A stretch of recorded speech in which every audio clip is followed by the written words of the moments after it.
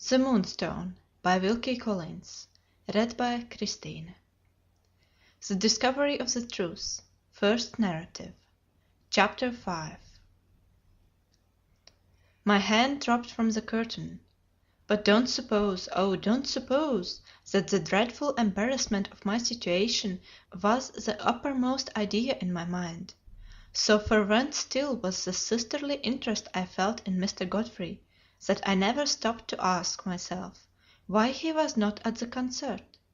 No, I thought only of the words, the startling words, which had just fallen from his lips. He would do it today. He had said in a tone of terrible resolution he would do it today. What, oh, what would he do? Something even more deplorably unworthy of him than what he had done already? Would he apostatize from the faith? Would he abandon us at the Mother's small closes? Had we seen the last of his angelic smile in the committee's room? Had we heard the last of his unrivalled eloquence at Exeter Hall? I was so wrought up by the bare idea of such awful eventualities as these in connection with such a man, that I believe I should have rushed from my place of concealment and implored him in the name of all the ladies' committees in London to explain himself, when I suddenly heard another voice in the room. It penetrated through the curtains, it was loud, it was bold, it was wanting in every female charm, the voice of Rachel Verinder. "Why have you come up here, Godfrey?" she asked. "Why didn't you go into the library?" He laughed softly and answered, "Miss Clark is in the library." "Clark in the library!" She instantly seated herself on the ottoman in the back drawing room. "You are quite right, Godfrey. We had much better stop here." I had been in a burning fever a moment since, and in some doubt what to do next. I became extremely cold now, and felt no doubt whatever. To show myself, after what I had heard, was impossible. To retreat, except into the fireplace, was equally out of the question. A martyrdom was before me. In justice to myself, I noiselessly arranged the curtains so that I could both see and hear, and then I met my martyrdom with the spirit of a primitive Christian. "Don't sit on the ottoman," the young lady proceeded. "Bring a chair, Godfrey. I like people to be opposite to me when I talk to them." He took the nearest seat. It was a low chair. He was very tall, and many sizes too large for it. I never saw his legs to such disadvantage before. "Well," she went on, "what did you say to them?" "Just what you said, dear angel, to me." "That mamma was not at all well today, and that I didn't quite like leaving her to go to the concert." "Those were the words. They were grieved to lose you at the concert, but they quite understood. All sent their love, and all expressed a cheering belief that Lady Verinder's indisposition would soon pass away." "You don't think it serious, do you, Godfrey?" "Far from it. In a few days I feel quite sure all will be well again." "I think so too. I was a little frightened at first, but I think so too.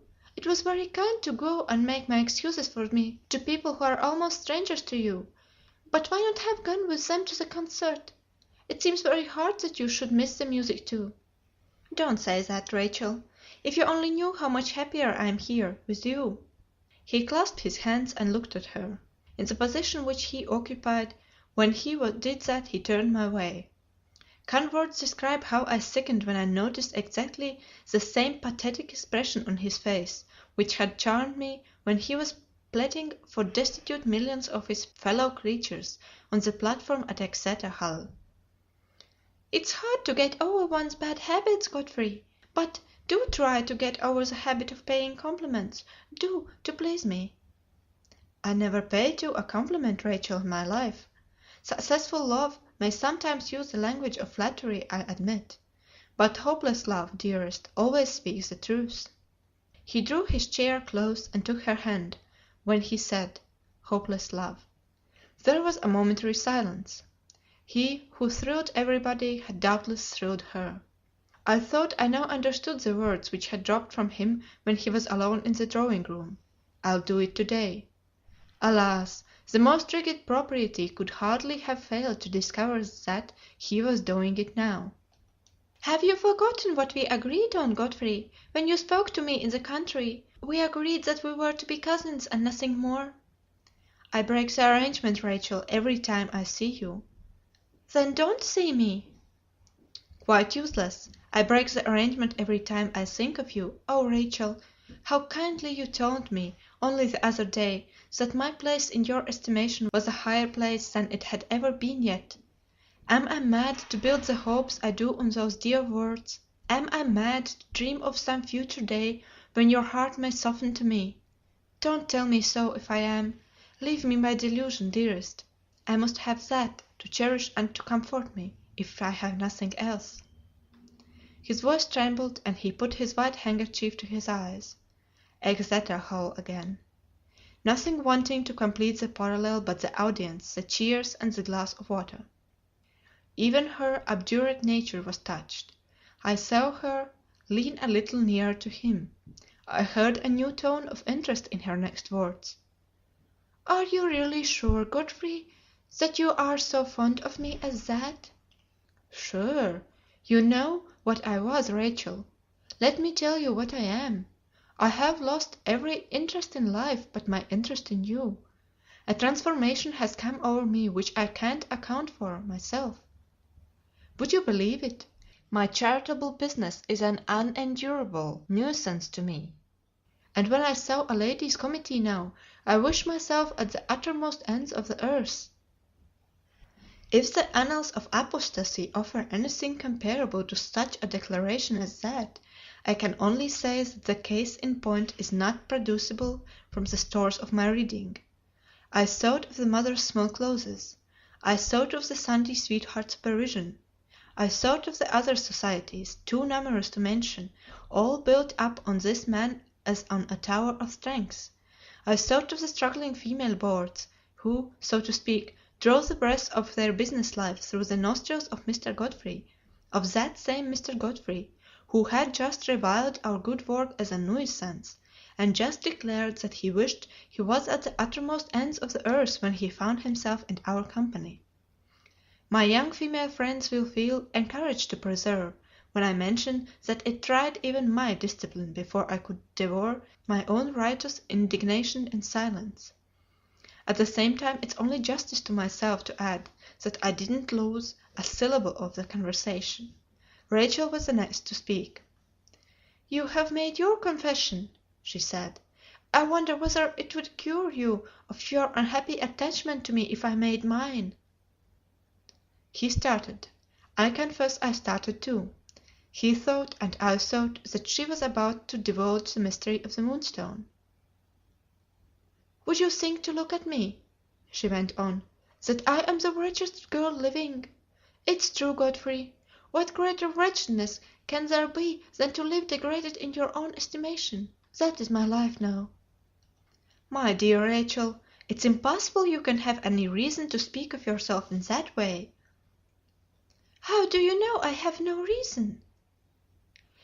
"Can you ask me the question? I know it, because I know you. Your silence, dearest, has never lowered you in the estimation of your true friends. The disappearance of your precious birthday gift may seem strange. Your unexplained connection with that even may seem stranger still." "Are you speaking of the Moonstone, Godfrey?" "I certainly thought that you referred—" "I referred to nothing of the sort. I can hear of the loss of the Moonstone, let who will speak of it, without feeling degraded in my own estimation. If the story of a diamond ever comes to light, it will be known that I accepted a dreadful responsibility. It will be known that I involved myself in the keeping of a miserable secret, but it will be as clear as the sun at noonday that I did nothing mean. You have misunderstood me, Godfrey. It's my fault for not speaking more plainly. Cost me what it may, I will be plainer now. Suppose you were not in love with me. Suppose you were in love with some other woman." "Yes." "Suppose you discovered that woman to be utterly unworthy of you. Suppose you were quite convinced that it was a disgrace to you to waste another thought of her.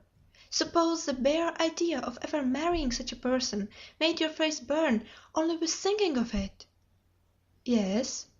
"And suppose, in spite of all that, you couldn't tear her from your heart.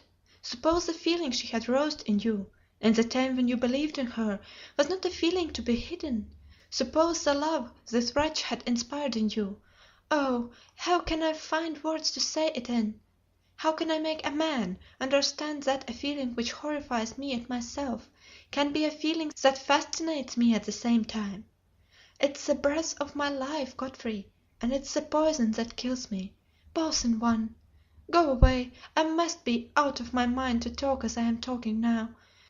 No, you mustn't leave me. You mustn't carry away a wrong impression. I must say what is to be said in my own defense. Mind this, he doesn't know, he never will know what I have told you. I will never see him. I don't care what happens. I will never, never, never see him again. Don't ask me his name. Don't ask me any more. Let's change the subject. Are you doctor enough, Godfrey, to tell me why I feel as if I was stifling for want of breath? Is there a form of hysterics that bursts into words instead of tears? I dare say. What does it matter? You will get over any trouble I have caused you easily enough now. I have dropped to my right place in your estimation, haven't I? Don't notice me. Don't pity me. For God's sake, go away." She turned round on the sudden and beat her hands wildly on the back of the ottoman. Her head dropped on the cushions, and she burst out crying. Before I had time to feel shocked at this, I was horror-struck by an entirely unexpected proceeding on the part of Mr. Godfrey. Will it be credited that he fell on his knees at her feet? On both knees, I solemnly declare. May modesty mention that he put his arms round her next, and may reluctant admiration acknowledge that he electrified her with two words, "Noble creature!" No more than that, but he did it with one of the bursts which have made his fame as a public speaker.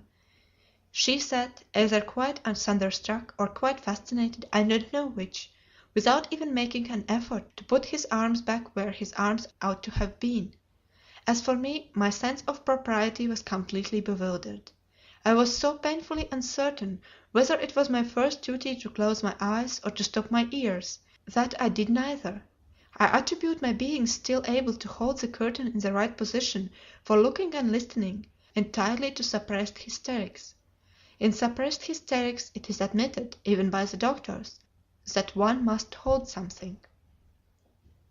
"Yes," he said, with all the fascination of his evangelical voice and manner, "you are a noble creature. A woman who can speak the truth for the truth's own sake, a woman who will sacrifice her pride rather than sacrifice an honest man who loves her, is the most priceless of all treasures. When such a woman marries, if her husband only wins her esteem and regard, he wins enough to ennoble his whole life. You have spoken, dearest, of your place in my estimation. Judge what that place is, when I implore you on my knees to let the cure of your poor wounded heart be my care. Rachel, will you honor me, will you bless me by being my wife?" By this time I should certainly have decided on stopping my ears, if Rachel had not encouraged me to keep them open by answering him in the first sensible words I had ever heard fall from her lips. "Godfrey," she said, "you must be mad." "I never spoke more reasonably, dearest, in your interests as well as in mine. Look for a moment to the future. Is your happiness to be sacrificed to a man who has never known how you feel towards him, and whom you are resolved never to see again? Is it not your duty to yourself to forget this ill-fated attachment? And is forgetfulness to be found in the life you are leading now? You have tried that life, and you are wearying of it already. Surround yourself with nobler interests than the wretched interests of the world, a heart that loves and honors you, a home whose peaceful claims and happy duties win gently on you, day by day. Try the consolation, Rachel, which is to be found there. I don't ask you for your love. I will be content with your affection and regard. Let the rest be left, confidently left, to your husband's devotion, and to time that heals even wounds as deep as yours." She began to yield already. Oh, what a bringing up she must have had! Oh, how differently I should have acted in her place! "Don't tempt me, Godfrey," she said. "I am wretched enough and reckless enough as it is. Don't tempt me to be more wretched and more reckless still." "One question, Rachel. Have you any personal objection to me?" "I always liked you. After what you have just said to me, I should be insensible indeed if I didn't respect and admire you as well." "Do you know many wives, my dear Rachel, who respect and admire their husbands? And yet they and their husbands get on very well. How many brides go to the altar with hearts that would bear inspection by the man who takes them there? And yet it doesn't end unhappily. Somehow or other the nuptial establishment jogs on. The truth is that women try marriage as a refuge far more numerously than they are willing to admit, and, what is more, they find that marriage has justified their confidence in it. Look at your own case once again. At your age, and with your attractions, is it possible for you to sentence yourself to a single life? Trust my knowledge of the world, nothing is less possible. It's merely a question of time. You may marry some other man some years hence, or you may marry the man, dearest, who is now at your feet, and who prizes your respect and admiration above the love of any other woman on the face of the earth." "Gently, Godfrey. You are putting something into my head which I never thought of before. You are tempting me with a new prospect when all my other prospects are closed before me. I tell you again, I am miserable enough and desperate enough, if you say another word, to marry you on your own terms. Take the warning and go." "I won't even rise from my knees till you have said yes." "If I say yes you will repent, and I shall repent when it is too late." "We shall both bless the day, darling, when I press and when you yield." "Do you feel as confidently as you speak?" "You shall judge for yourself. I speak from what I have seen in my own family. Tell me what you think of our household at Friesinghall. Do my father and mother live unhappily together?" "Far from it, so far as I can see." "When my mother was a girl, Rachel, it is no secret in the family, she had loved as you love. She had given her heart to a man who was unworthy of her. She married my father, respecting him, admiring him, but nothing more. Your own eyes have seen the result. Is there no encouragement in it for you and for me?" Note. See Betteridge's narrative, chapter 8. End of the note. "You won't hurry me, Godfrey?" "My time shall be yours." "You won't ask me for more than I can give?" "My angel, I only ask you to give me yourself." "Take me." In those two words she accepted him. He had another burst, a burst of unholy rapture this time. He drew her nearer and nearer to him till her face touched his, and then, "No, I really cannot prevail upon myself to carry this shocking disclosure any farther. Let me only say that I tried to close my eyes before it happened, and that I was just one moment too late. I had calculated, you see, on her resisting. She submitted. To every right feeling person of my own sex, volumes could say no more. Even my innocence in such matters began to see its way to the end of the interview now. They understood each other so thoroughly by this time, that I fully expected to see them walk off together, arm in arm, to be married. There appeared, however, judging by Mr. Godfrey's next words, to be one more trifling formality, which it was necessary to observe. He seated himself, unforbidden this time, on the ottoman by her side. "Shall I speak to your dear mother?" he asked, "or will you?" She declined both alternatives. "Let my mother hear nothing from either of us until she is better. I wish it to be kept a secret for the present, Godfrey. Go now, and come back this evening. We have been here alone together quite long enough." She rose, and in rising, looked for the first time towards the little room in which my martyrdom was going on. "Who has drawn those curtains?" she exclaimed. "The room is close enough as it is, without keeping the air out of it in that way." She advanced to the curtains. At the moment when she laid her hand on them, at the moment when the discovery of me appeared to be quite inevitable, The voice of the fresh-colored young footman on the stairs suddenly suspended any further proceedings on her side or on mine. It was unmistakably the voice of man in great alarm. "Miss Rachel!" he called out. "Where are you, Miss Rachel?" She sprang back from the curtains and ran to the door. The footman came just inside the room. His ruddy color was all gone. He said, "Please to come downstairs, miss. My lady has fainted, and we can't bring her to again." In a moment more I was alone, and free to go downstairs in my turn, quite unobserved. Mr. Godfrey passed me in the hall, hurrying out to fetch the doctor.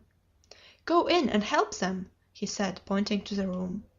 I found Rachel on her knees by the sofa, with her mother's head on her bosom. One look at my aunt's face, knowing what I knew, was enough to warn me of the dreadful truth. I kept my thoughts to myself till the doctor came in. It was not long before he arrived.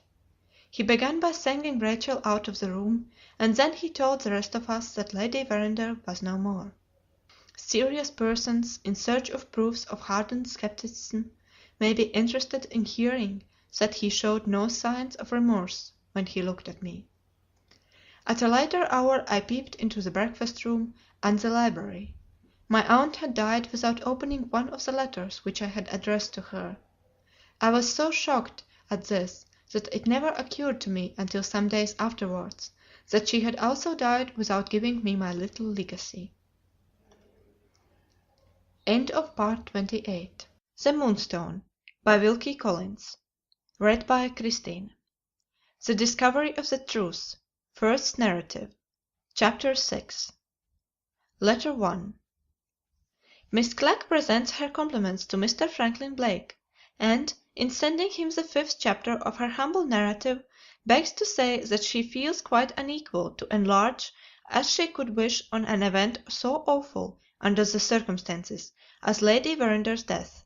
She has therefore attached to her own manuscripts copious extracts from precious publications in her possession, all bearing on this terrible subject; and may those extracts, Miss Clark fervently hopes, sound as the blast of a trumpet in the ears of her respected kinsman, Mr. Franklin Blake. Letter 2. Mr. Franklin Blake presents his compliments to Miss Clark, and begs to thank her for the 5th chapter of her narrative. In returning the extract sent with it, he will refrain from mentioning any personal objection which he may entertain to this species of literature, and will merely say that the proposed additions to the manuscript are not necessary to the fulfilment of the purpose that he has in view. Letter 3. Miss Clack begs to acknowledge the return of her extracts.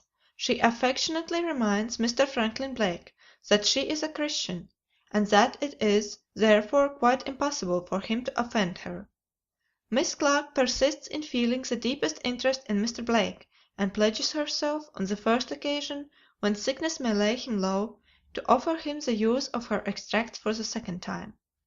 In the meanwhile, she would be glad to know, before beginning the final chapters of her narrative, whether she may be permitted to make her humble contribution complete, by availing herself of the light which later discoveries have thrown on the mystery of the Moonstone. Letter 4. Mr. Franklin Blake is sorry to disappoint Miss Clack. He can only repeat the instructions which he had the honor of giving her when she began her narrative. She is requested to limit herself to her own individual experience of persons and events, as recorded in her diary. Later discoveries she will be good enough to leave to the pens of those persons who can write in the capacity of actual witnesses. Letter 5. Miss Clack is extremely sorry to trouble Mr. Franklin Blake with another letter. Her extracts have been returned, and the expression of her matured views on the subject of the Moonstone has been forbidden. Miss Clack is painfully conscious that she ought, in the worldly phrase, to feel herself put down. But no, Miss Clack has learned perseverance in the school of adversity. Her object in writing is to know whether Mr. Blake, who prohibits everything else, prohibits the appearance of the present correspondence in Miss Clack's narrative. Some explanation of the position in which Mr. Blake's interference has placed her as an authoress seems due on the ground of common justice. and Miss Clack, on her side, is most anxious that her letters should be produced to speak for themselves. Letter 6. Mr. Franklin Blake agrees to Miss Clack's proposal, on the understanding that she will kindly consider this intimation of his consent as closing the correspondence between them. Letter 7. Miss Clack feels it an act of Christian duty, before the correspondence closes, to inform Mr. Franklin Blake that his last letter, evidently intended to offend her, has not succeeded in accomplishing the object of the writer. She affectionately requests Mr. Blake to retire to the privacy of his own room, and to consider with himself whether the training which can thus elevate a poor weak woman above the reach of insult be not worthy of greater admiration that he is now disposed to feel for it. On being favored with an intimation to that effect, Miss Clack solemnly pledges herself to send back the complete series of her extracts to Mr. Franklin Blake. To this letter no answer was received. Comment is needless. Signed, Drusilla Clack. Chapter 7. The foregoing correspondence will sufficiently explain why no choice is left to me but to pass over Lady Verander's death, with a simple announcement of the fact which ends my 5th chapter. Keeping myself for the future strictly within the limits of my own personal experience, I have next to relate that a month elapsed from the time of my aunt's decease before Rachel Verender and I met again. That meeting was the occasion of my spending a few days under the same roof with her. In the course of my visit something happened, relative to her marriage engagement with Mr. Godfrey Applewhite, which is important enough to require special notice in these pages. When this last of many painful family circumstances has been disclosed, my task will be completed, for I shall then have told all that I know as an actual and most unwilling witness of events. My aunt's remains were removed from London, and were buried in the little cemetery attached to the church in her own park. I was invited to the funeral with the rest of the family, but it was impossible, with my religious views, to rouse myself in a few days only from the shock which this death had caused me. I was informed, moreover, that the rector of Frizinghall was to read the service. Having myself in past times seen this clerical castaway making one of the players at Lady Verander's whist table, I doubt, even if I had been fit to travel, whether I should have felt justified in attending the ceremony. Lady Verander's death left her daughter under the care of her brother-in-law, Mr. Applewhite the elder. He was appointed guardian by the will until his niece married, or came of age. Under these circumstances, Mr. Godfrey informed his father, I suppose, of the new relation in which he stood towards Rachel. At any rate, in 10 days from my aunt's death, the secret of the marriage engagement was no secret at all within the circle of the family, and the grand question for Mr. Applewhite senior, another confirmed castaway, was how to make himself and his authority most agreeable to the wealthy young lady who was going to marry his son. Rachel gave him some trouble at the outset, about the choice of a place in which she could be prevailed upon to reside. The house in Montagu Square was associated with the calamity of her mother's death. The house in Yorkshire was associated with the scandalous affair of the last Moonstone. Her guardian's own residence at Frizinghall was open to neither of those objections. But Rachel's presence in it, after her recent bereavement, operated as a check on the gaieties of her cousin, the Miss Applewhites, and she herself requested that her visit might be deferred to a more favourable opportunity. It ended in a proposal, emanating from old Mr. Applewhite, to try a furnished house at Brighton. His wife, an invalid daughter, and Rachel were to inhabit it together, and were to expect him to join them later in the season. They would see no society but a few old friends, and they would have his son Godfrey, travelling backwards and forwards by the London train, always at their disposal. I describe this aimless flitting about from one place of residence to another, this insatiate restlessness of body and appalling stagnation of soul, merely with the view to arriving at results. The event which, under Providence, proved to be the means of bringing Rachel Verender and myself together again, was no other than the hiring of the house at Brighton. My Aunt Applewhite is a large, silent, fair-complexioned woman, with one noteworthy point in her character. From the hour of her birth she has never been known to do anything for herself. She has gone through life accepting everybody's help and adopting everybody's opinions. A more hopeless person, in a spiritual point of view, I have never met with. There is absolutely, in this perplexing case, no obstructive material to work upon. Aunt Applewhite would listen to the Grand Lama of Tibet exactly as she listens to me, and would reflect his views quite as readily as she reflects mine. She found the furnished house at Brighton by stopping at an hotel in London, composing herself on a sofa, and sending for her son. She discovered the necessary servants by breakfasting in bed one morning, still at the hotel, and giving her maid a holiday on condition that the girl would be enjoying herself by fetching Miss Gluck. I found her placidly fanning herself in her dressing gown at 11 o'clock. "Drusilla, dear, I want some servants. You are so clever. Please get them for me." I looked round the untidy room. The church bells were going for a weekday service. They suggested a word of affectionate remonstrance on my part. "Oh, Aunt," I said sadly, "is this worthy of a Christian Englishwoman? Is the passage from time to eternity to be made in this manner?" My aunt answered, "I'll put on my gown, Drusilla, if you will be kind enough to help me." What was to be said after that? I have done wonders with murderesses. I have never advanced an inch with Aunt Applewhite. "Where is the list," I asked, "of the servants whom you require?" My aunt shook her head. She hadn't even energy enough to keep the list. "Rachel has got it, dear," she said, "in the next room." I went into the next room and saw Rachel again for the first time since we had parted in Montagu Square. She looked pitiably small and thin in her deep mourning. If I attached any serious importance to such a perishable trifle as personal appearance, I might be inclined to add that hers was one of those unfortunate complexions which always suffer when not relieved by a border of white next the skin. But what are our complexions and our looks? Hindrances and pitfalls, dear girls, which beset us on our way to higher things. Greatly to my surprise, Rachel rose when I entered the room and came forward to meet me with outstretched hand. "I am glad to see you," she said. "Drusilla, I have been in the habit of speaking very foolishly and very rudely to you on former occasions. I beg your pardon. I hope you will forgive me." My face, I suppose, betrayed the astonishment I felt at this. She colored up for a moment and then proceeded to explain herself. "In my poor mother's lifetime," she went on, "her friends were not always my friends, too. Now I have lost her, my heart turns for comfort to the people she liked. She liked you. Try to be friends with me, Drusilla, if you can." To any rightly constituted mind, the motive thus acknowledged was simply shocking.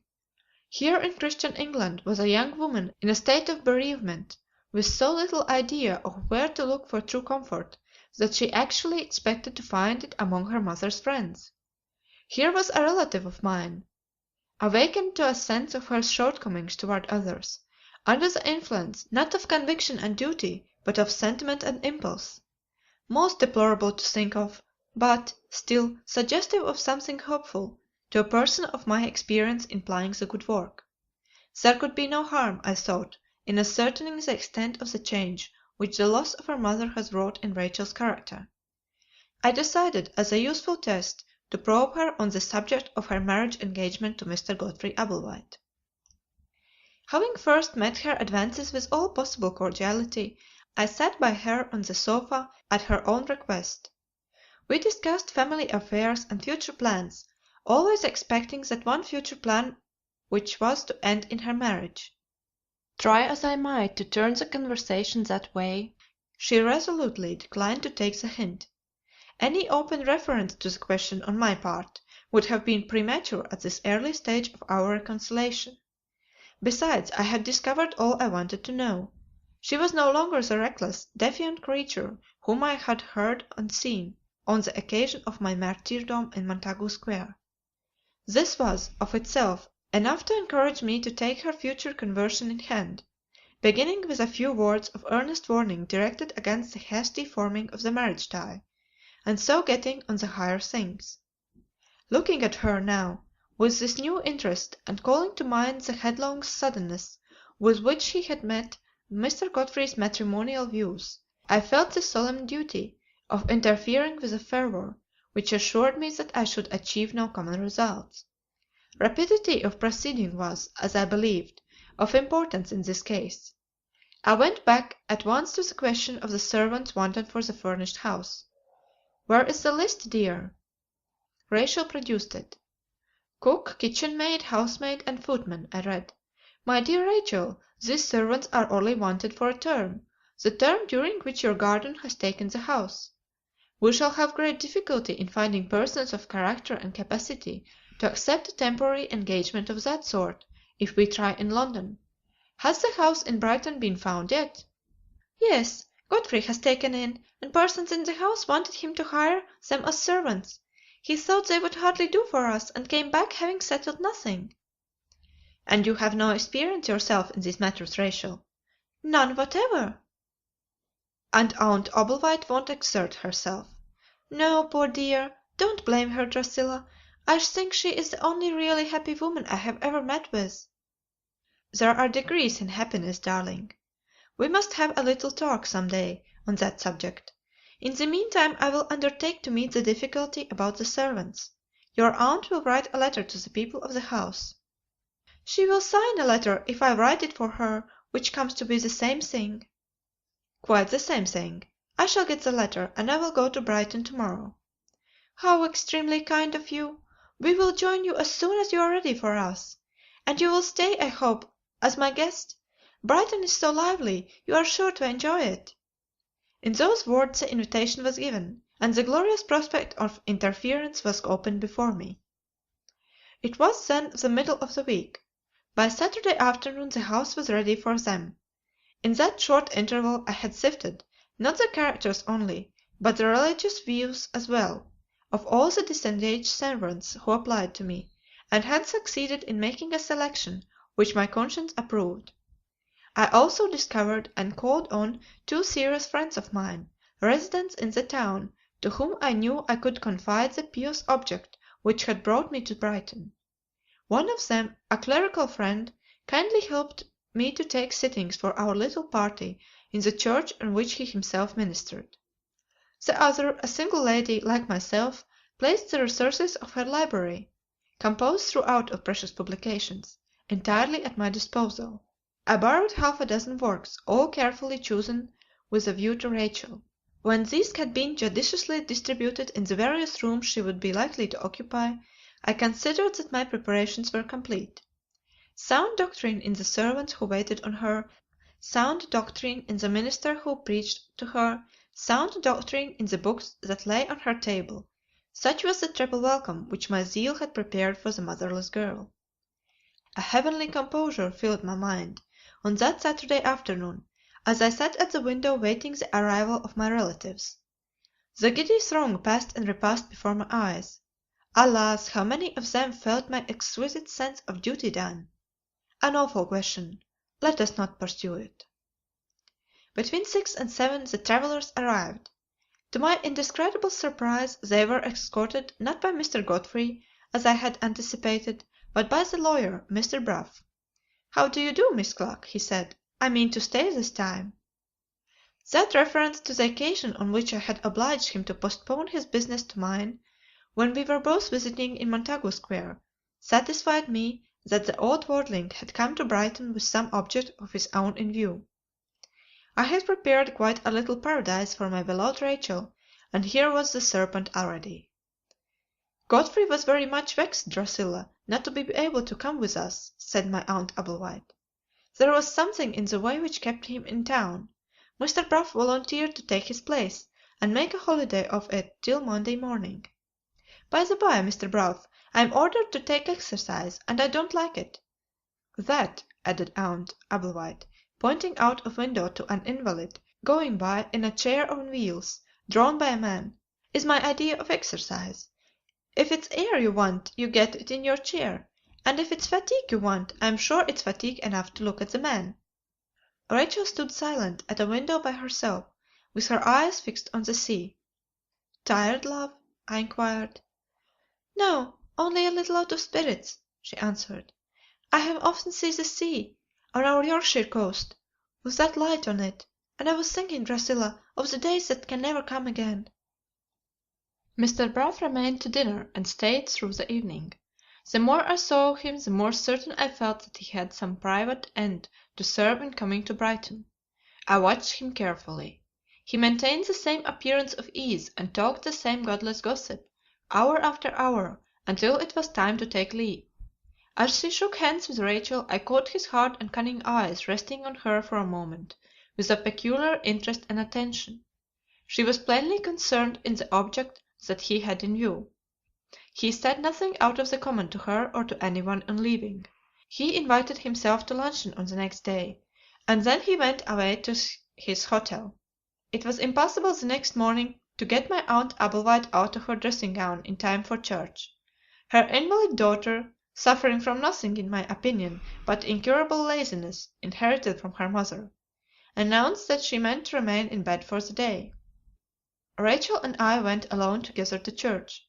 A magnificent sermon was preached by my gifted friend on the heathen indifference of the world to the sinfulness of little sins. For more than an hour his eloquence, assisted by his glorious voice, thundered through the sacred edifice.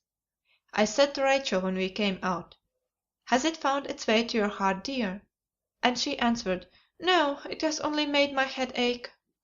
This might have been discouraging to some people, but, once embarked on a career of manifest usefulness, nothing discourages me. We found Aunt Applewhite and Mr. Brough at luncheon.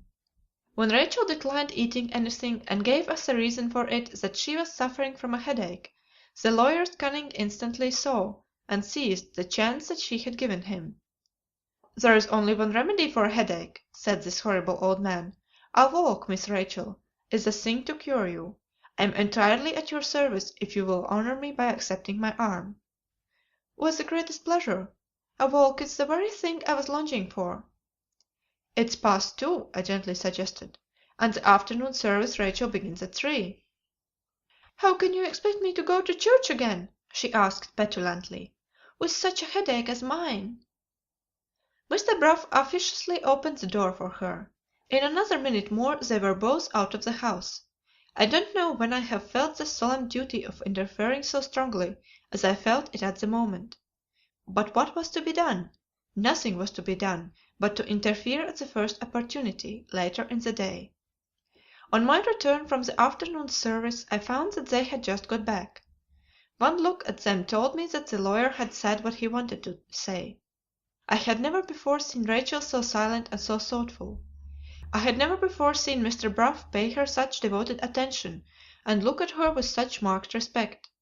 He had, or pretended that he had, an engagement to dinner that day, and he took an early leave of us all, intending to go back to London by the first train the next morning.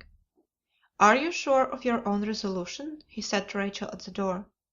"Quite sure," she answered, and so they parted. The moment his back was turned, Rachel withdrew to her own room. She never appeared at dinner. Her maid, the person with the cap ribbons, was sent downstairs to announce that her headache had returned. I ran up to her and made all sorts of sisterly offers through the door. It was locked, and she kept it locked. Plenty of obstructive material to work on here. I felt greatly cheered and stimulated by her locking the door. When her cup of tea went up to her the next morning, I followed it in. I sat by her bedside and said a few earnest words. She listened with languid civility. I noticed my serious friend's precious publications huddled together on a table in a corner. Had she chanced to look into them? I asked. Yes, and they had not interested her. Would she allow me to read a few passages of the deepest interest which had probably escaped her eye? No, not now. She had other things to think of. She gave these answers with her attention apparently absorbed in folding and refolding the frilling on her nightgown. It was plainly necessary to rouse her by some reference to those worldly interests which she still had at heart. "Do you know, love," I said, "I had an odd fancy yesterday about Mr. Brough. I thought when I saw you after your walk with him that he had been telling you some bad news." Her fingers dropped from the trifling of her nightgown, and her fierce black eyes flashed at me. "Quite the contrary," she said. "It was news I was interested in hearing, and I am deeply indebted to Mr. Brough for telling me of it." "Yes?" I said, in a tone of gentle interest. Her fingers went back to the trifling, and she turned her head sullenly away from me. I had been met in this manner in the course of plying the good work hundreds of times. She merely stimulated me to try again. In my dauntless zeal for her welfare, I ran the great risk and openly alluded to her marriage engagement. "News you were interested in hearing?" I repeated. "I suppose, my dear Rachel, that must be news of Mr. Godfrey Ablewhite." She started up in the bed and turned deadly pale. It was evidently on the tip of her tongue to retort on me with the unbridled insolence of former times. She checked herself, laid her head back on the pillow, considered a minute, and then answered in these remarkable words: "I shall never marry Mr. Godfrey Ablewhite." It was my turn to start at that. "What can you possibly mean?" I exclaimed. "The marriage is considered by the whole family as a settled thing." "Mr. Godfrey Ablewhite is expected here to day," she said doggedly. "Wait till he comes and you will see." "But, my dear Rachel—" She rang the bell at the head of her bed. The person with the cab ribbons appeared. Penelope, my bath. Let me give her her due. In the state of my feelings at that moment I do sincerely believe that she had hit on the only possible way of forcing me to leave the room. But the mere worldly mind my position towards Rachel might have been viewed as presenting difficulties of no ordinary kind. I had reckoned on leading her to higher things by means of a little earnest exhortation on the subject of her marriage. And now, if she was to be believed, no such event as her marriage was to take place at all. But my friends, a working Christian of my experience, with an evangelizing prospect before her, takes broader views than these. Supposing Rachel really broke off the marriage, on which the Ablewhites, father and son, counted as a settled thing, what would be the result? It could only end, if she held firm, in an exchanging of hard words and bitter accusations on both sides. And what would be the effect on Rachel when the stormy interview was over? A salutary moral depression would be the effect. Her pride would be exhausted, her stubbornness would be exhausted, by the resolute resistance which it was in her character to make under the circumstances. She would turn for sympathy to the nearest person who had sympathy to offer, and I was the nearest person, brimful of comfort, charged to overflowing with reasonable and reviving words. Never had the evangelizing prospect looked brighter to my eyes than it looked now. She came down to breakfast, but she ate nothing, and hardly uttered a word. After breakfast she wandered listlessly from room to room, then suddenly roused herself and opened the piano. The music she selected to play was of the most scandalously profane sort, associated with performances on the stage which it curdles one's blood to think of. It would have been premature to interfere with her at such a time as this. I privately ascertained the hour at which Mr. Godfrey Ablewhite was expected, and then I escaped the music by leaving the house. Being out alone, I took the opportunity of calling upon my two resident friends. It was an indescribable luxury to find myself indulging in earnest conversation with serious persons. Infinitely encouraged and refreshed, I turned my steps back again to the house, in excellent time to await the arrival of our expected visitor. I entered the dining room, always empty at that hour of the day, and found myself face to face with Mr. Godfrey Ablewhite. He made no attempt to fly the place; quite the contrary, he advanced to meet me with the utmost eagerness. "Dear Miss Clack, I have been only waiting to see you. Chance set me free of my London engagements today sooner than I had expected, and I have got here, in consequence, earlier than my appointed time." Not the slightest embarrassment encumbered his explanation, though this was his first meeting with me after the scene in Montagu Square. He was not aware, it's true, of my having been a witness of that scene. But he knew, on the other hand, that my attendances at the Mother's Small Clothes, and my relations with friends attached to other charities, must have informed me of his shameless neglect of his ladies and of his poor. And yet there he was before me, in full possession of his charming voice and his irresistible smile. "Have you seen Rachel yet?" I asked. He sighed gently and took me by the hand. I should certainly have snatched my hand away if the manner in which he gave his answer had not paralyzed me with astonishment. "I have seen Rachel," he said with perfect tranquillity. "You are aware, dear friend, that she was engaged to me. Well, she has taken a sudden resolution to break the engagement. Reflection has convinced her that she'll best consult her welfare and mine by retracing a rash promise and leaving me free to make some happier choice elsewhere.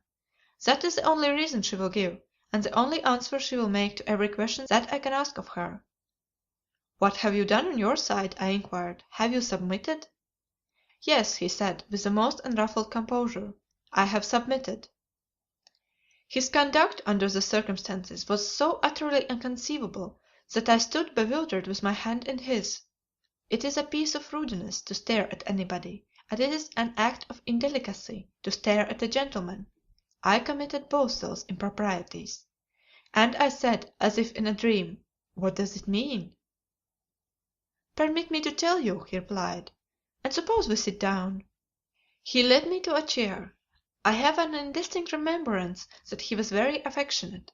I don't think he put his arm round my waist to support me, but I am not sure. I was quite helpless, and his ways with ladies were very endearing. At any rate, we sat down. I can answer for that, if I can answer for nothing more. End of Part 29. The Moonstone, by Wilkie Collins. Read by Kristine. The Discovery of the Truth. First Narrative. Chapter 8. "I have lost a beautiful girl, an excellent social position, and a handsome income," Mr. Godfrey began, "and I have submitted to it without a struggle. What can be the motive for such extraordinary conduct as that? My precious friend, there is no motive." "No motive?" I repeated. "Let me appeal, my dear Miss Clack, to your experience of children," he went on. "A child pursues a certain course of conduct.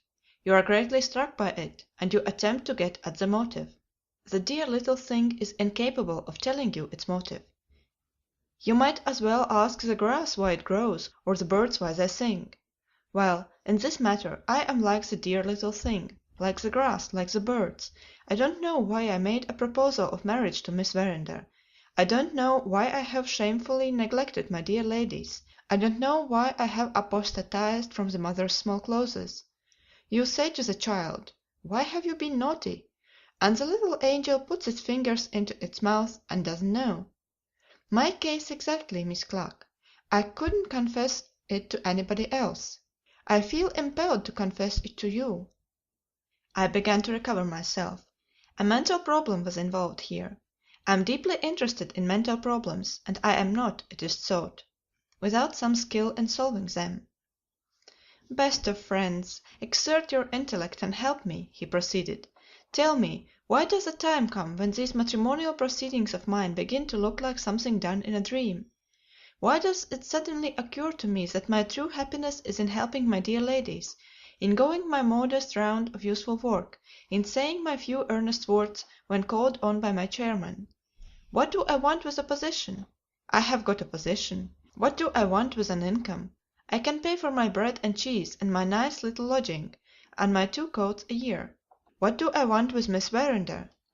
She has told me with her own lips, this dear lady is between ourselves, that she loves another man, and that her only idea in marrying me is to try and put that other man out of her head. What a horrid union is this! Oh, dear me, what a horrid union is this! Such are my reflections, Miss Clack, on my way to Brighton. I approach Rachel with the feeling of a criminal who is going to receive his sentence. When I find that she has changed her mind too, when I hear her propose to break the engagement, I experience, there is no sort of doubt about it, a most overpowering sense of relief. A month ago I was pressing her rapturously to my bosom. An hour ago the happiness of knowing that I shall never press her again intoxicates me like strong liquor. The thing seems impossible, the thing can't be. And yet there are the facts, as I had the honor of stating them when we first sat down together in these 2 chairs. I have lost a beautiful girl, an excellent social position, and a handsome income, and I have submitted to it without a struggle. Can you account for it, dear friend? It's quite beyond me." His magnificent head sank on his breast, and he gave up his own mental problem in despair. I was deeply touched. The case, if I may speak as a spiritual physician, was now quite plain to me. It is no uncommon event, in the experience of us all, to see the possessors of exalted ability occasionally humbled to the level of the most poorly gifted people about them. The object, no doubt, in the wise economy of Providence, is to remind greatness that it is, and that the power which has conferred it can also take it away.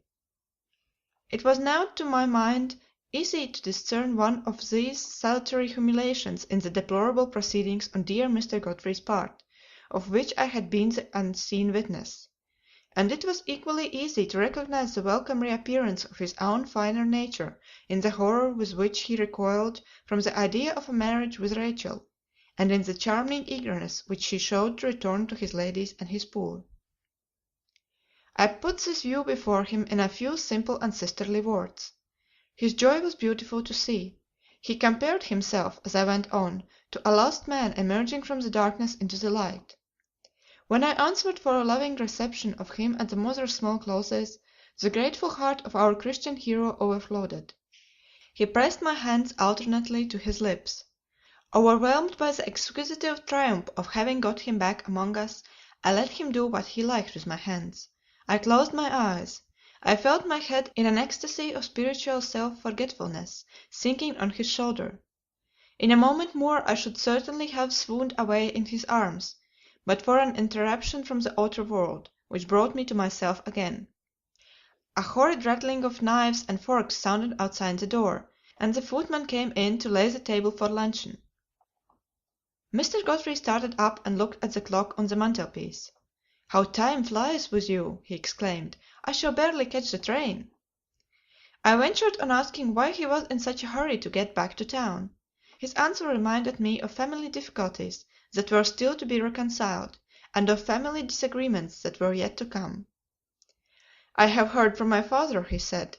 "Business obliges him to leave Risinghall for London to day, and he proposes coming on here, either this evening or to morrow. I must tell him what has happened between Rachel and me. His heart is set on our marriage. There will be great difficulty, I fear, in reconciling him to the breaking off of the engagement. I must stop him for all our sakes from coming here till he is reconciled. Best and dearest of friends, we shall meet again." With those words he hurried out. In equal haste on my side I ran upstairs to compose myself in my own room before meeting Aunt Applewhite and Rachel at the luncheon table. I am well aware, to dwell for a moment yet on the subject of Mr. Godfrey, that the all-profaning opinion of the world has charged him with having his own private reasons for releasing Rachel from her engagement, at the first opportunity she gave him. It has also reached my ears that his anxiety to recover his place in my estimation has been attributed in certain quarters to a mercenary eagerness to make his peace, through me, with a venerable committee, woman at the Mother's Small Clothes, abundantly blessed with the goods of this world, and a beloved and intimate friend of my own. I only notice these odious slanders for the sake of declaring that they never had a moment's influence on my mind. In obedience to my instructions, I have exhibited the fluctuations in my opinion of our Christian hero exactly as I find them recorded in my diary. In justice to myself, let me here add that, once restrained in his place in my estimation, my gifted friend never lost that place again. I write with the tears in my eyes, burning to say more. But no, I am cruelly limited to my actual experience of persons and things. In less than a month from the time of which I am now writing, events in the money market, which diminished even my miserable little income, forced me into foreign exile, and left me with nothing but a loving remembrance of Mr. Godfrey, which the slander of the world has assailed, and assailed in vain. Let me dry my eyes and return to my narrative. I went downstairs to luncheon, naturally anxious to see how Rachel was affected by her release from her marriage engagement. It appeared to me, but I own I am a poor authority in such matters, that the recovery of her freedom had set her thinking again of that other man whom she loved, and that she was furious with herself for not being able to control a revulsion of feeling of which she was secretly ashamed. Who was the man? I had my suspicions, but it was needless to waste time in idle speculation. When I had converted her, she would, as a matter of course, have no concealments from me. I should hear all about the man, I should hear all about the Moonstone.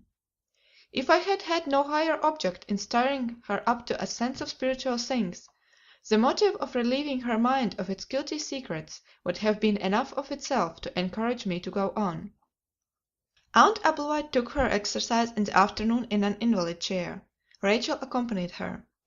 "I wish I could drag the chair," she broke out recklessly. "I wish I could fatigue myself till I was ready to drop." She was in the same humor in the evening.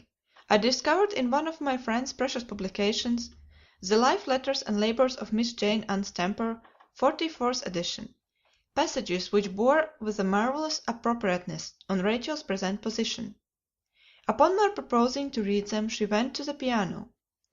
Conceive how little she must have known of serious people if she supposed that my patience was to be exhausted in that way. I kept Miss Jane Ann Stamper by me, and waited for events with the most unfaltering trust in the future. Old Mr. Applewhite never made his appearance that night, but I knew the importance which his worldly greed attached to his son's marriage with Miss Verinder, and I felt a positive conviction, do what Mr. Godfrey might to prevent it, that we should see him the next day. With his interference in the matter, the storm on which I had counted would certainly come, and the salutary exhaustion of Rachel's resisting powers would as certainly follow. I am not ignorant that old Mr. Applewhite has the reputation generally, especially among his inferiors, of being a remarkably good-natured man. According to my observation of him, he deserves his reputation as long as he has his own way, and not a moment longer. The next day, exactly as I had foreseen, Aunt Applewhite was as near to being astonished as her nature would permit, by the sudden appearance of her husband. He had barely been a minute in the house before he was followed, to my astonishment, this time, by an unexpected complication in the shape of Mr. Bruff.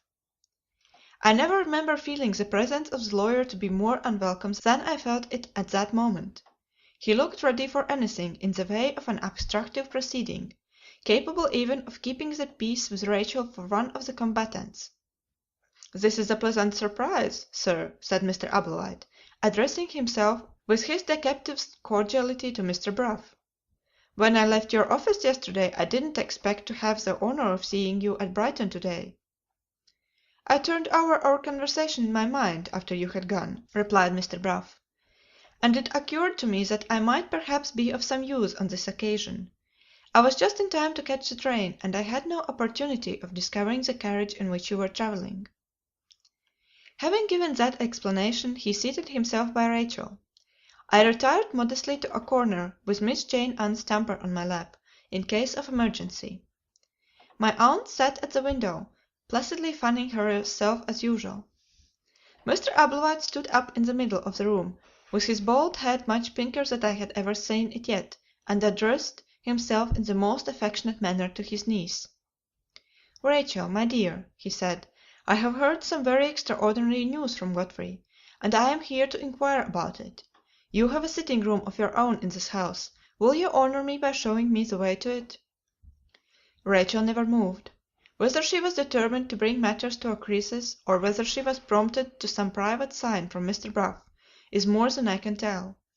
She declined doing old Mr. Applewhite the honor of conducting him into her sitting room. "Whatever you wish to say to me," she answered, "can be said here, in the presence of my relatives, and in the presence," she looked at Mr. Bruff, "of my mother's trusted old friend." "Just as you please, my dear," said the amiable Mr. Applewhite. He took a chair. The rest of them looked at his face, as if they expected it, after 70 years of worldly training, to speak the truth. I looked at the top of his bald head, having noticed on other occasions that the temper which was really in him had a habit of registering itself there. "Some weeks ago," pursued the old gentleman, "my son informed me that Miss Verinder had done him the honor to engage herself to marry him. Is it possible, Rachel, that he can have misinterpreted or presumed upon what you really said to him?" "Certainly not," she replied. "I did engage myself to marry him." "Very frankly answered," said Mr. Applewhite, "and most satisfactory, my dear, so far. In respect to what happened some weeks since, Godfrey has made no mistake. The error is evidently in what he told me yesterday. I begin to see it now. You and he have had a lovers' quarrel, and my foolish son has interpreted it seriously. Ah, I should have known better than that at his age." The fallen nature in Rachel, the mother Eve, so to speak, began to chafe at this.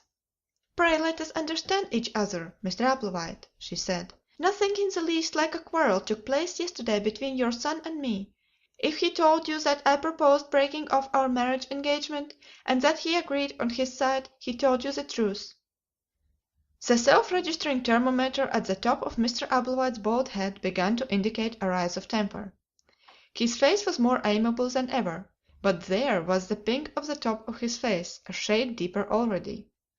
"Come, come, my dear," he said, in his most soothing manner. "Now don't be angry, and don't be hard on poor Godfrey. He has evidently said some unfortunate thing. He was always clumsy from a child, but he means well, Rachel, he means well." "Mr. Applewhite, I have either expressed myself very badly, or you are purposely mistaking me. Once for all, it is a settled thing between your son and myself that we remain, for the rest of our lives, cousins and nothing more. Is that plain enough?" The tone in which she said these words made it impossible even for old Mr. Applewhite to mistake her any longer. His thermometer went up another degree, and his voice when he next spoke ceased to be the voice which is appropriate to a notoriously good-natured man. "I am to understand, then," he said, "that your marriage engagement is broken off?" "You are to understand that, Mr. Applewhite, if you please." "I am also to take it as a matter of fact that the proposal to withdraw from the engagement came, in the first instance, from you?" "It came, in the first instance, from me, and it met, as I have told you, with your son's consent and approval." The thermometer went up to the top of the register. I mean the pink changed suddenly to a scarlet. "My son is a mean-spirited hound," cried this furious old worldling. "In justice to myself as his father, not in justice to him, I beg to ask you, Miss Verinder, what complaint you have to make of Mr. Godfrey Applewhite?" Here Mr. Bruff interfered for the first time. "You are not bound to answer that question," he said to Rachel. Old Mr. Applewhite fastened on him instantly. "Don't forget, sir," he said, "that you are a self-invited guest here. Your interference would have come with a better grace if you had waited until it was asked for." Mr. Bruff took no notice. The smooth varnish on his wicked old face never cracked. Rachel thanked him for the advice he had given to her, and then turned to old Mr. Applewhite, preserving her composure in a manner which, having regard to her age and her sex, was simply awful to see. "Your son put the same question to me which you have just asked," she said. "I had only one answer for him, and I have only one answer for you. I proposed that we should release each other, because reflection had convinced me that I should best consult his welfare and mine by retracing a rash promise, and leaving him free to make his choice elsewhere." "What has my son done?" persisted Mr. Applewhite. "I have a right to know that. What has my son done?" She persisted just as obstinately on her side. "You have had the only explanation which I think it necessary to give to you, or to him," she answered.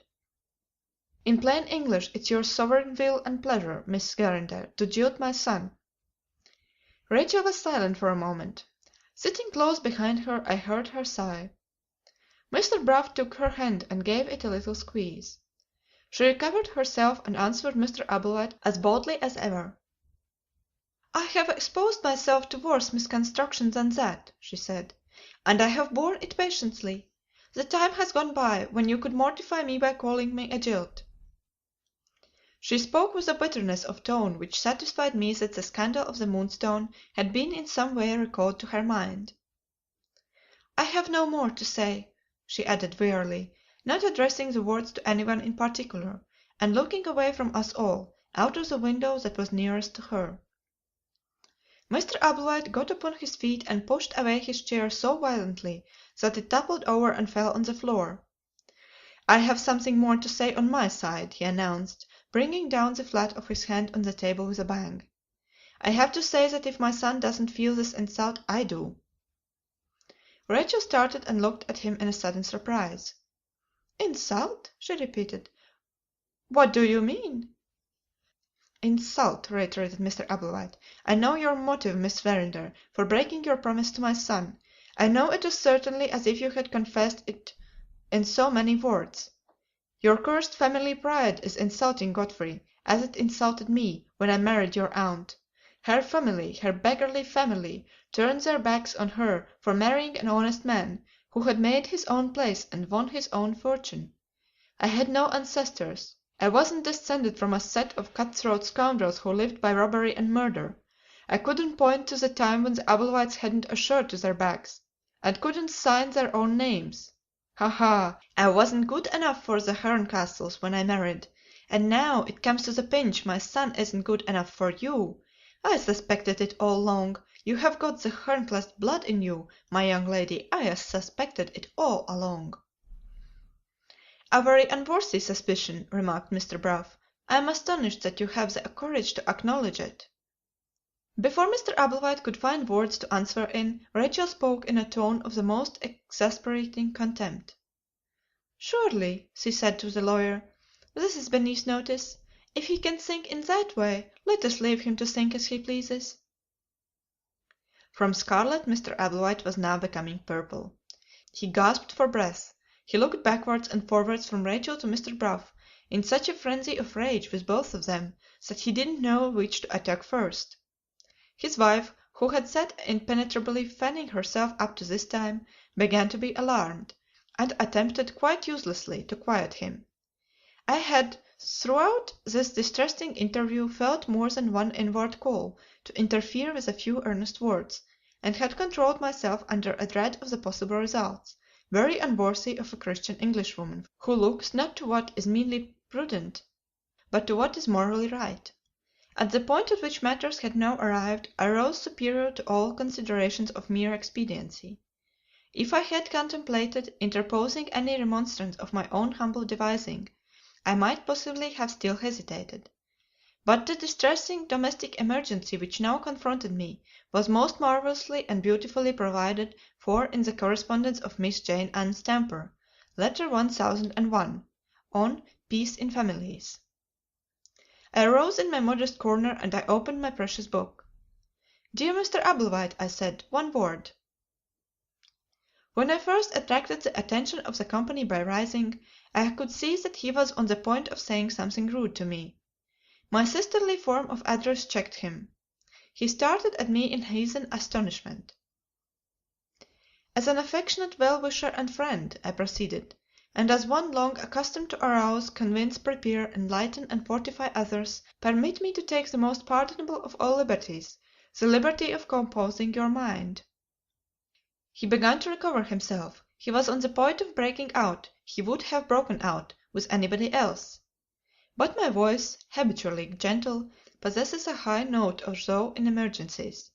In this emergency I felt imperatively called upon to have the highest voice of the two. I held up my precious book before him. I rapped the open page impressively with my forefinger. "Not my words!" I exclaimed in a burst of fervent interruption. "Oh, don't suppose that I claim attention for my humble words. Manna in the wilderness, Mr. Applewhite. Dew on the parched earth. Words of comfort, words of wisdom, words of love, the blessed, blessed, blessed words of Miss Jane Ann Stamper." I was stopped there by a momentary impediment of the breath. Before I could recover myself, this monster in human form shouted out furiously, "Miss Jane Ann Stamper be—" It is impossible for me to write the awful word which is here represented by a blank. I shrieked as it passed his lips. I flew to my little bag on the side table. I shook out all my tracts. I seized the one particular tract on profane swearing, entitled "Hush, for heaven's sake." I handed it to him with an expression of agonized entreaty. He tore it in two, and threw it back at me across the table. The rest of them rose in alarm, not knowing what might happen next. I instantly sat down again in my corner. There had once been an occasion, under somewhat similar circumstances, when Miss Jane Ann's temper had been taken by the two shoulders and turned out of the room. I waited, inspired by her spirit, for a repetition of her martyrdom. But no, it was not to be.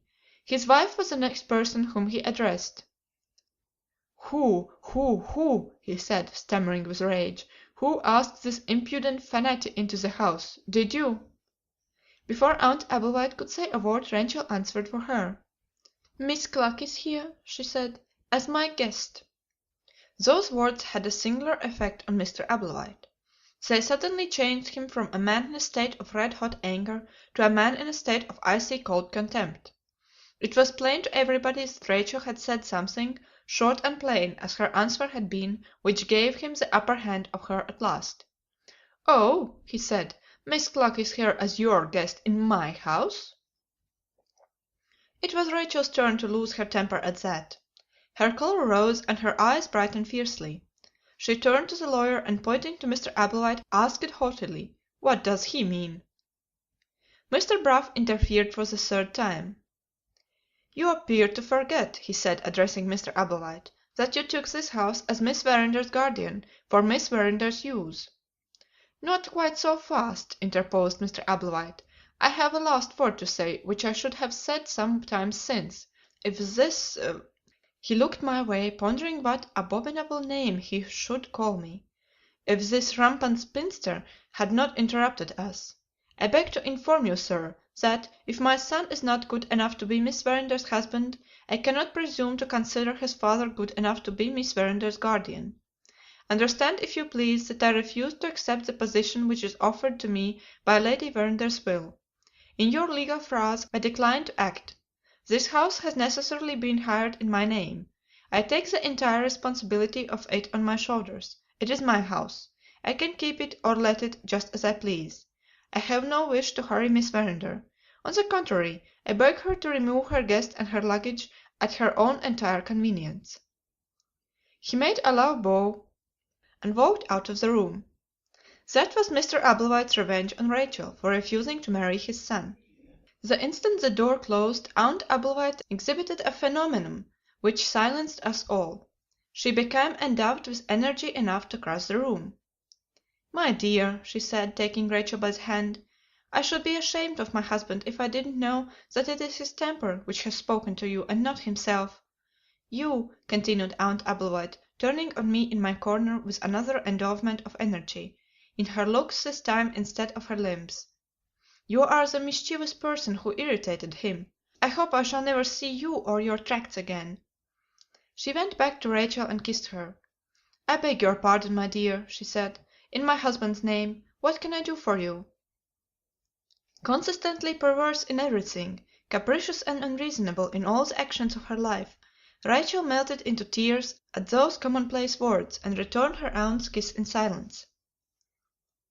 "If I may be permitted to answer for Miss Verinder," said Mr. Bruff, "might I ask you, Mrs. Applewhite, to send Penelope down with her mistress' bonnet and shawl. Leave us 10 minutes together," he added, in a lower tone, "and you may rely on my setting matters right, to your satisfaction as well as to Rachel's." The trust of the family in this man was something wonderful to see.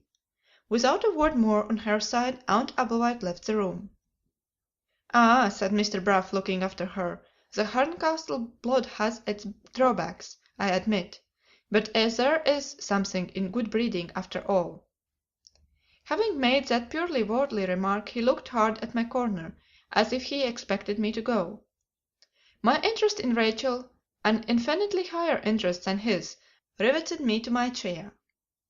Mr. Bruff gave it up exactly as he had given it up at Aunt Verender's in Montagu Square.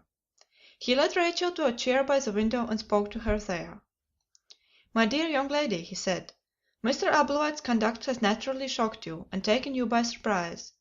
If it was worth while to contest the question with such a man, we might soon show him that he is not to have things all his own way. But it isn't worth while. You were quite right in what you said just now. He is beneath our notice." He stopped and looked round at my corner. I sat there quite immovable, with my tracts at my elbow and with Miss Jane Ann's temper on my lap. You know," he resumed, turning back again to Rachel, "that it was part of your poor mother's fine nature always to see the best of the people about her, and never the worst. She named her brother in law your guardian because she believed in him, and because she thought it would please her sister. I had never liked Mr. Applewhite myself, and I induced your mother to let me insert a clause in the will, empowering her executors in certain events to consult with me about the appointment of a new guardian. One of those events has happened to day, and I find myself in a position to end all these dry business details, I hope agreeably, with a message from my wife. Will you honor Mrs. Bruff by becoming her guest, and will you remain under my roof and be one of my family until we wise people have laid our heads together and have settled what is to be done next?" At those words I rose to interfere. Mr. Bruff had done exactly what I had dreaded he would do, when he asked Mrs. Applewhite for Rachel's bonnet and shawl. Before I could interpose a word, Rachel had accepted his invitation in the warmest terms. If I suffered the arrangement thus made between them to be carried out, if she once passed the threshold of Mr. Bruff's door, farewell to the fondest hope of my life, the hope of bringing my lost sheep back to the fold. The bare idea of such a calamity as this quite overwhelmed me. I cast the miserable trammels of worldly discretion to the winds, and spoke with the fervour that filled me, in the words that came first. "Stop," I said, "stop. I must be heard, Mr. Bruff. You are not related to her, and I am. I invite her. I summon the executors to appoint me guardian. Rachel, dearest Rachel, I offer you my modest home. Come to London by the next train, love, and share it with me." Mr. Bruff said nothing. Rachel looked at me with a cruel astonishment which she made no effort to conceal. "You are very kind, Drusilla," she said. "I shall hope to visit you whenever I happen to be in London. But I have accepted Mr. Bruff's invitation, and I think it will be best for the present if I remain under Mr. Bruff's care." "Oh, don't say so," I pleaded. "I can't part with you, Rachel. I can't part with you." I tried to fold her in my arms, but she drew back. My fervour did not communicate itself, it only alarmed her. "Surely," he said, "this is a very unnecessary display of agitation. I don't understand it." "No more do I," said Mr. Bruff. Their hardness, their hideous worldly hardness, revolted me. "Oh, Rachel, Rachel," I burst out, "haven't you seen yet that my heart yearns to make a Christian of you? Has no inner voice told you that I am trying to do for you what I was trying to do for your dear mother when death snatched her out of my hands?" Rachel advanced a step nearer and looked at me very strangely. "I don't understand your reference to my mother," she said. "Miss Gluck, will you have the goodness to explain yourself?" Before I could answer, Mr. Bruff came forward, and offering his arm to Rachel tried to lead her out of the room. "You had better not pursue the subject, my dear," he said, "and Miss Gluck had better not explain herself." If I had been a stock or a stone, such an interference as this must have roused me into testifying to the truth. I put Mr. Bruff aside indignantly with my own hand, and, in solemn and suitable language, I stated the view with which sound doctrine does not scruple to regard the awful calamity of dying unprepared. Rachel started back from me, I blushed to write, with a scream of horror. "Come away," she said to Mr. Bruff. "Come away, for God's sake, before that woman can say any more. Oh, think of my poor mother's harmless, useful, beautiful life. You were at the funeral, Mr. Bruff. You saw how everybody loved her. You saw the poor helpless people crying at her grave over the loss of their best friend. And that wretch stands there and tries to make me doubt that my mother, who was an angel on earth, is an angel in heaven now. Don't stop to talk about it. Come away. It stifles me to breathe the same air with her. It frightens me to feel that we are in the same room together." Deaf to all remonstrance, she ran to the door.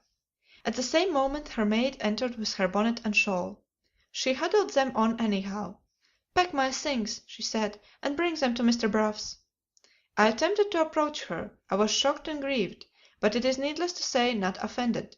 I only wished to say to her, "May your hard heart be softened. I freely forgive you." She pulled down her veil and tore her shawl away from my hand, and, hurrying out, shut the door in my face. I bore the insult with my customary fortitude. I remember it now with my customary superiority to all feeling of offence. Mr. Brough had his parting word of mockery for me, before he too hurried out in his turn. "You had better not have explained yourself, Miss Clack," he said, and bowed, and left the room. The person with the cap ribbons followed. "It's easy to see who has set them all by the ears together," she said. "I'm only a poor servant, but I declare I'm ashamed of you." She too went out, and banged the door after her. I was left alone in the room. Reviled by them all, deserted by them all, I was left alone in the room. Is there more to be added to this plain statement of facts, to this touching picture of a Christian persecuted by the world? No. My diary reminds me that one more of the many checkered chapters in my life ends here. From that day forth I never saw Rachel Verinder again. She had my forgiveness at the time when she insulted me. She has had my prayerful good wishes ever since. And when I die, to complete the return on my part of good for evil, she will have the life, letters, and labors of Miss Jane Ann Stamper, left her as a legacy by my will. End of Part 30. The Moonstone by Wilkie Collins. Read by Joel Poortenga. The Discovery of the Truth. Second narrative, contributed by Matthew Brough, solicitor, of Gray's Inn Square. My fair friend Miss Clack having laid down the pen, there are two reasons for my taking it up next, in my turn. In the first place, I am in a position to throw the necessary light on certain points of interest which have thus far been left in the dark. Miss Verinder had her own private reason for breaking her marriage engagement, and I was at the bottom of it. Mr. Godfrey Ablewhite had his own private reason for withdrawing all claim to the hand of his charming cousin, and I discovered what it was. In the second place, it was my good or ill fortune, I hardly know which, to find myself personally involved, at the period of which I am now writing, in the mystery of the Indian diamond. I had the honour of an interview, at my own office, with an Oriental stranger of distinguished manners, who was no other, unquestionably, than the chief of the 3 Indians. Add to this, that I met with a celebrated traveller, Mr. Murthwaite, the day afterward, and that I held a conversation with him on the subject of the Moonstone, which has a very important bearing on later events. And there you have the statement of my claims to fill the position which I occupy in these pages. The true story of the broken marriage engagement comes first in point of time, and must therefore take the first place in the present narrative.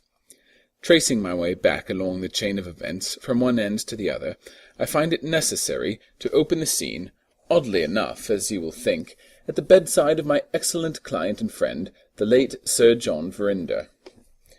Sir John had his share, perhaps a rather large share, of the more harmless and amiable of the weaknesses incidental to humanity. Among these I may mention as applicable to the matter at hand an invincible reluctance, so long as he enjoyed his usual good health, to face the responsibility of making his will. Lady Verinder exerted her influence to rouse him to a sense of duty in this matter, and I exerted my influence. He admitted the justice of our views, but he went no further than that, until he found himself afflicted with the illness which ultimately brought him to his grave. Then I was sent for at last to take my client's instructions on the subject of his will.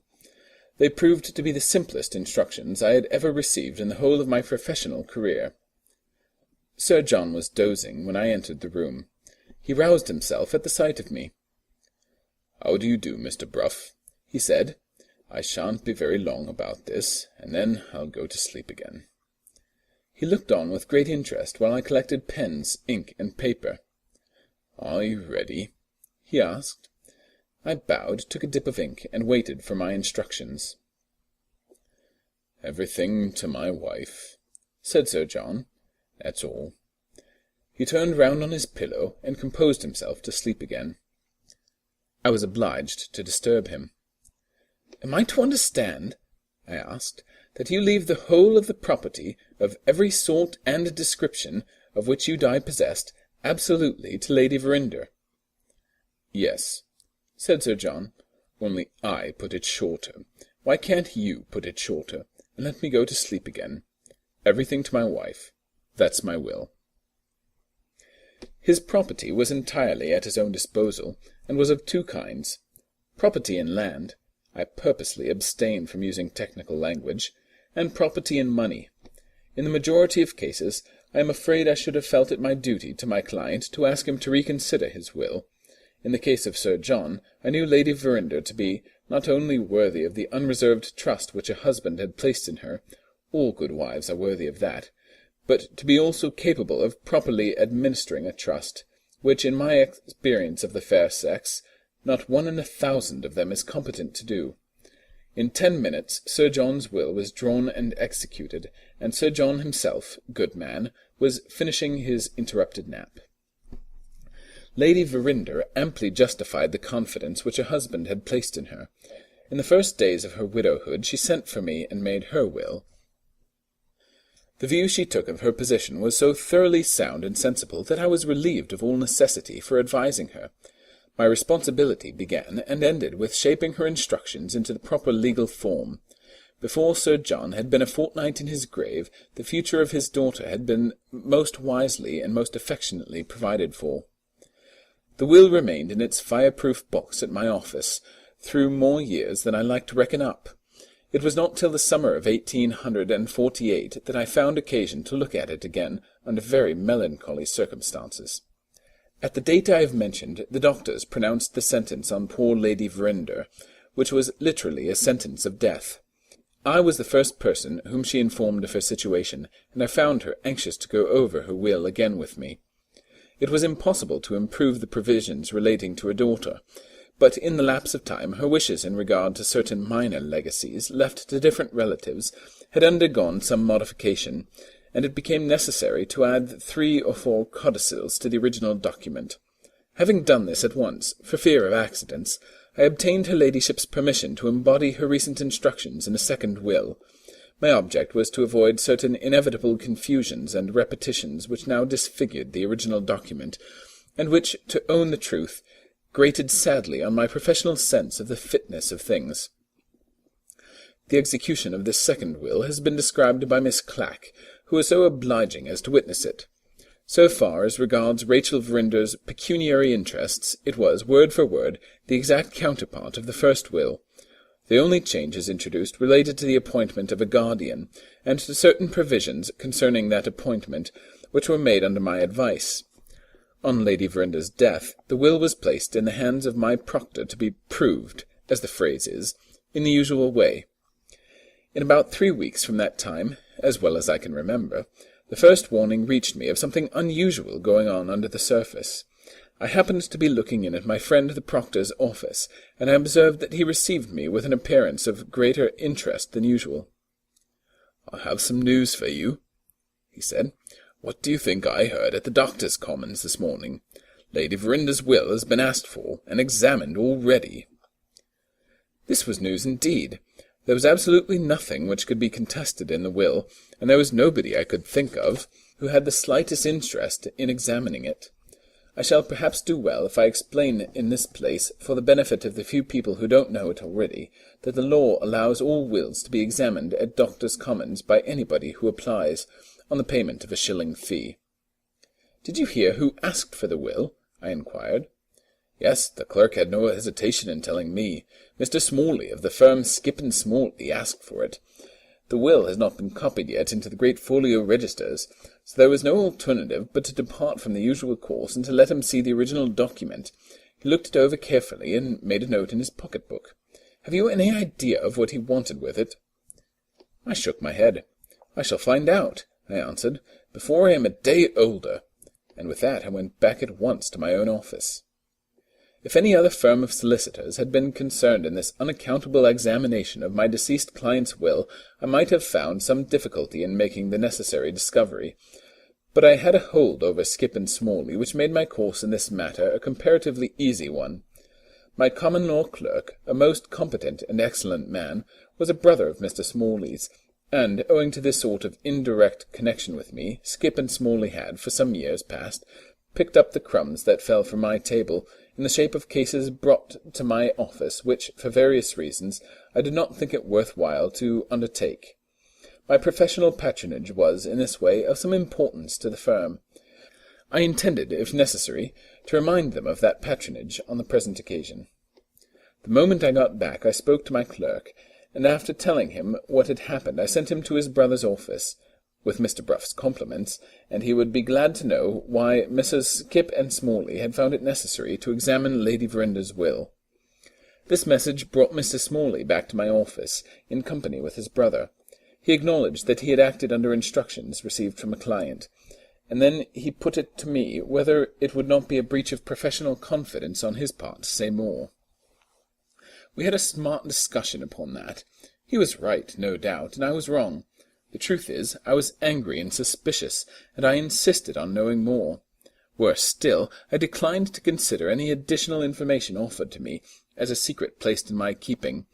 I claimed perfect freedom to use my own discretion. Worse even than that, I took an unwarrantable advantage of my position. "Choose, sir," I said to Mr. Smalley, "between the risk of losing your client's business and the risk of losing mine." Quite indefensible, I admit, an act of tyranny, and nothing less.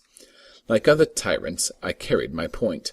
Mr. Smalley chose his alternative without a moment's hesitation. He smiled resignedly, and gave up the name of his client, Mr. Godfrey Ablewhite. That was enough for me. I wanted to know no more. Having reached this point in my narrative, it now becomes necessary to place the reader on these lines, so far as Lady Verinder's will is concerned, on a footing of perfect equality in respect of information with myself. Let me state, then, in the fewest possible words, that Rachel Verinder had nothing but a life interest in the property. Her mother's excellent sense and my long experience had combined to relieve her of all responsibility and to guard her from all danger of becoming the victim in the future of some needy and unscrupulous man. Neither she nor her husband, if she married, could raise sixpence, either on the property in land or on the property in money. They would have the houses in London and in Yorkshire to live in, and they would have the handsome income, and that was all. When I came to think over what I had discovered, I was sorely perplexed what to do next. Hardly a week had passed since I had heard, to my surprise and distress, of Miss Verinder's proposed marriage. I had the sincerest admiration and affection for her, and I had been inexpressibly grieved when I heard that she was about to throw herself away on Mr. Godfrey Ablewhite. And now here was this man, whom I had always believed to be a smooth-tongued impostor, justifying the very worst that I had thought of him, and plainly revealing the mercenary object of the marriage, on his side. And what of that? You may reply. The thing is done every day. Granted, my dear sir. But would you think of it quite as lightly as you do, if the thing was done, let us say, with your own sister? The first consideration which now naturally occurred to me was this.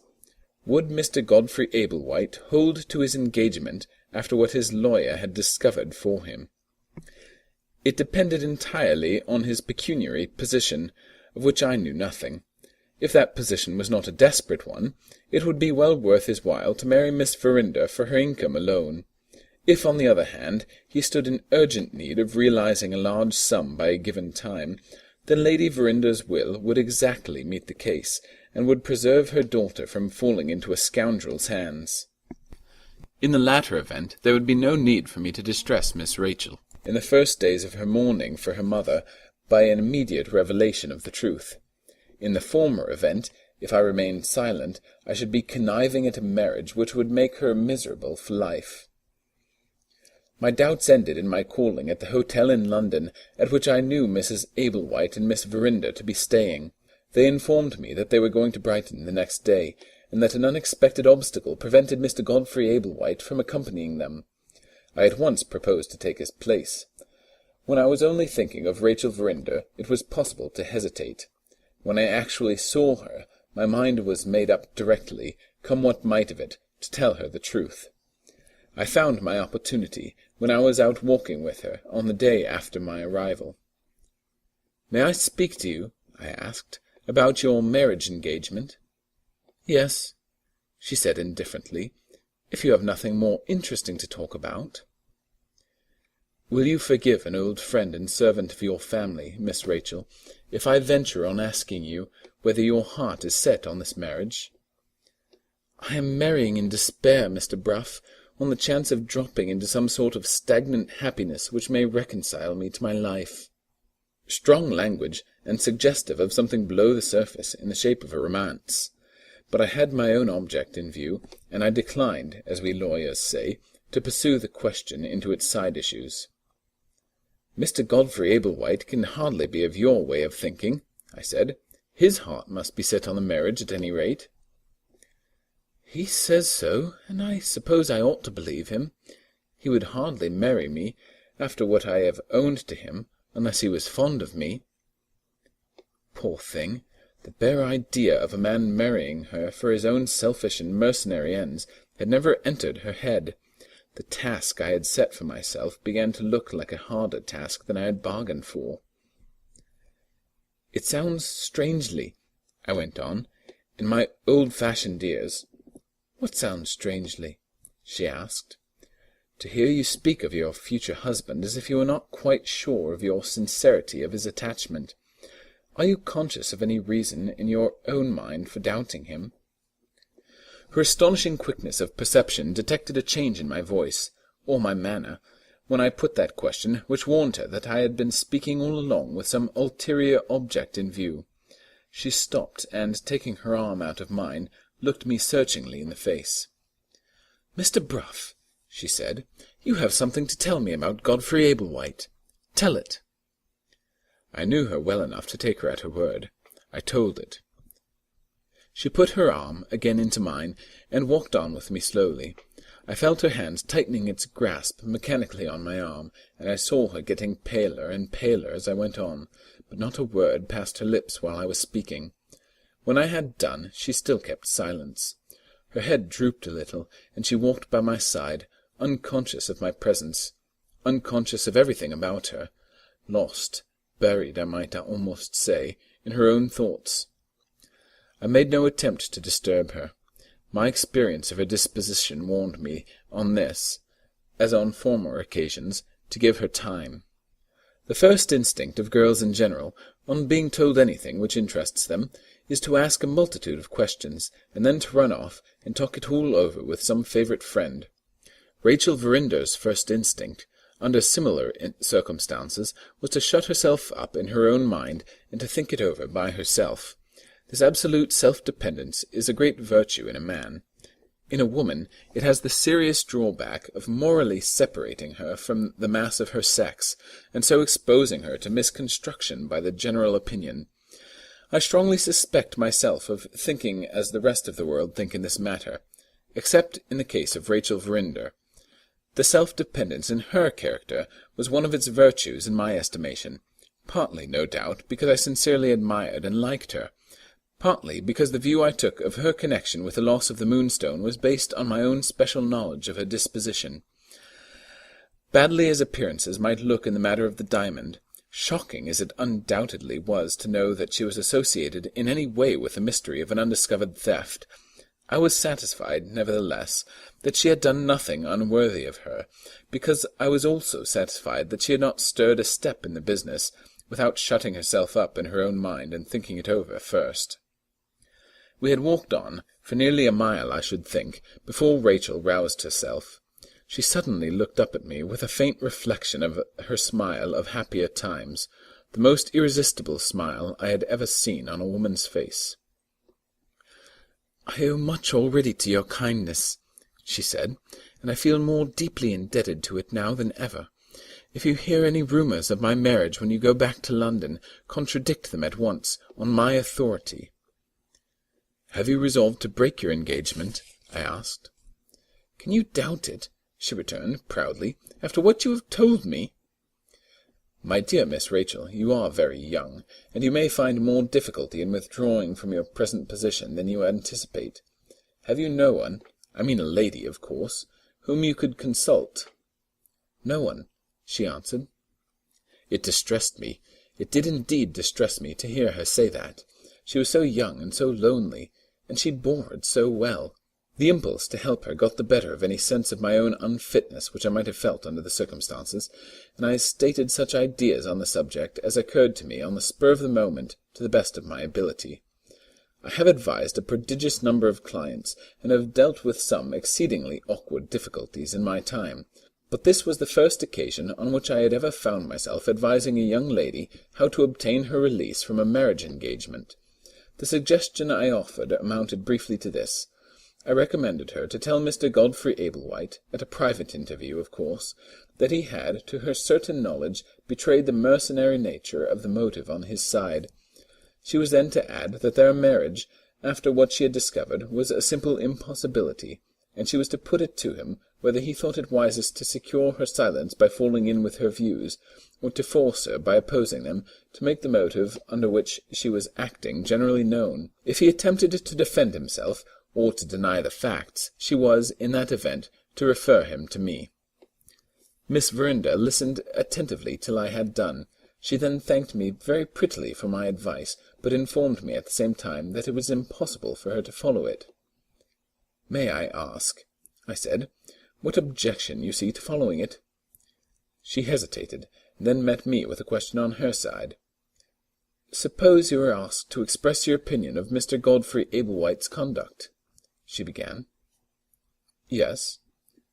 "What would you call it?" "I should call it the conduct of a meanly deceitful man." "Mr. Bruff, I have believed in that man. I have promised to marry that man.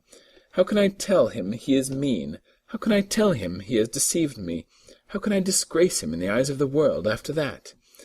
I have degraded myself by ever thinking of him as my husband. If I say what you tell me to say to him, I am owning that I have degraded myself to his face. I can't do that. After what has passed between us, I can't do that. The shame of it would be nothing to him, but the shame of it would be unendurable to me." Here was another of the marked peculiarities in her character disclosing itself to me without reserve.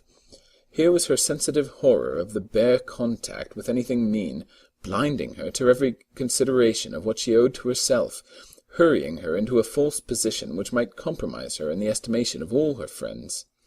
Up to this time I had been a little diffident about the propriety of the advice I had given to her, but after what she had just said, I had no sort of doubt that it was the best advice that could have been offered, and I felt no sort of hesitation in pressing it on her again.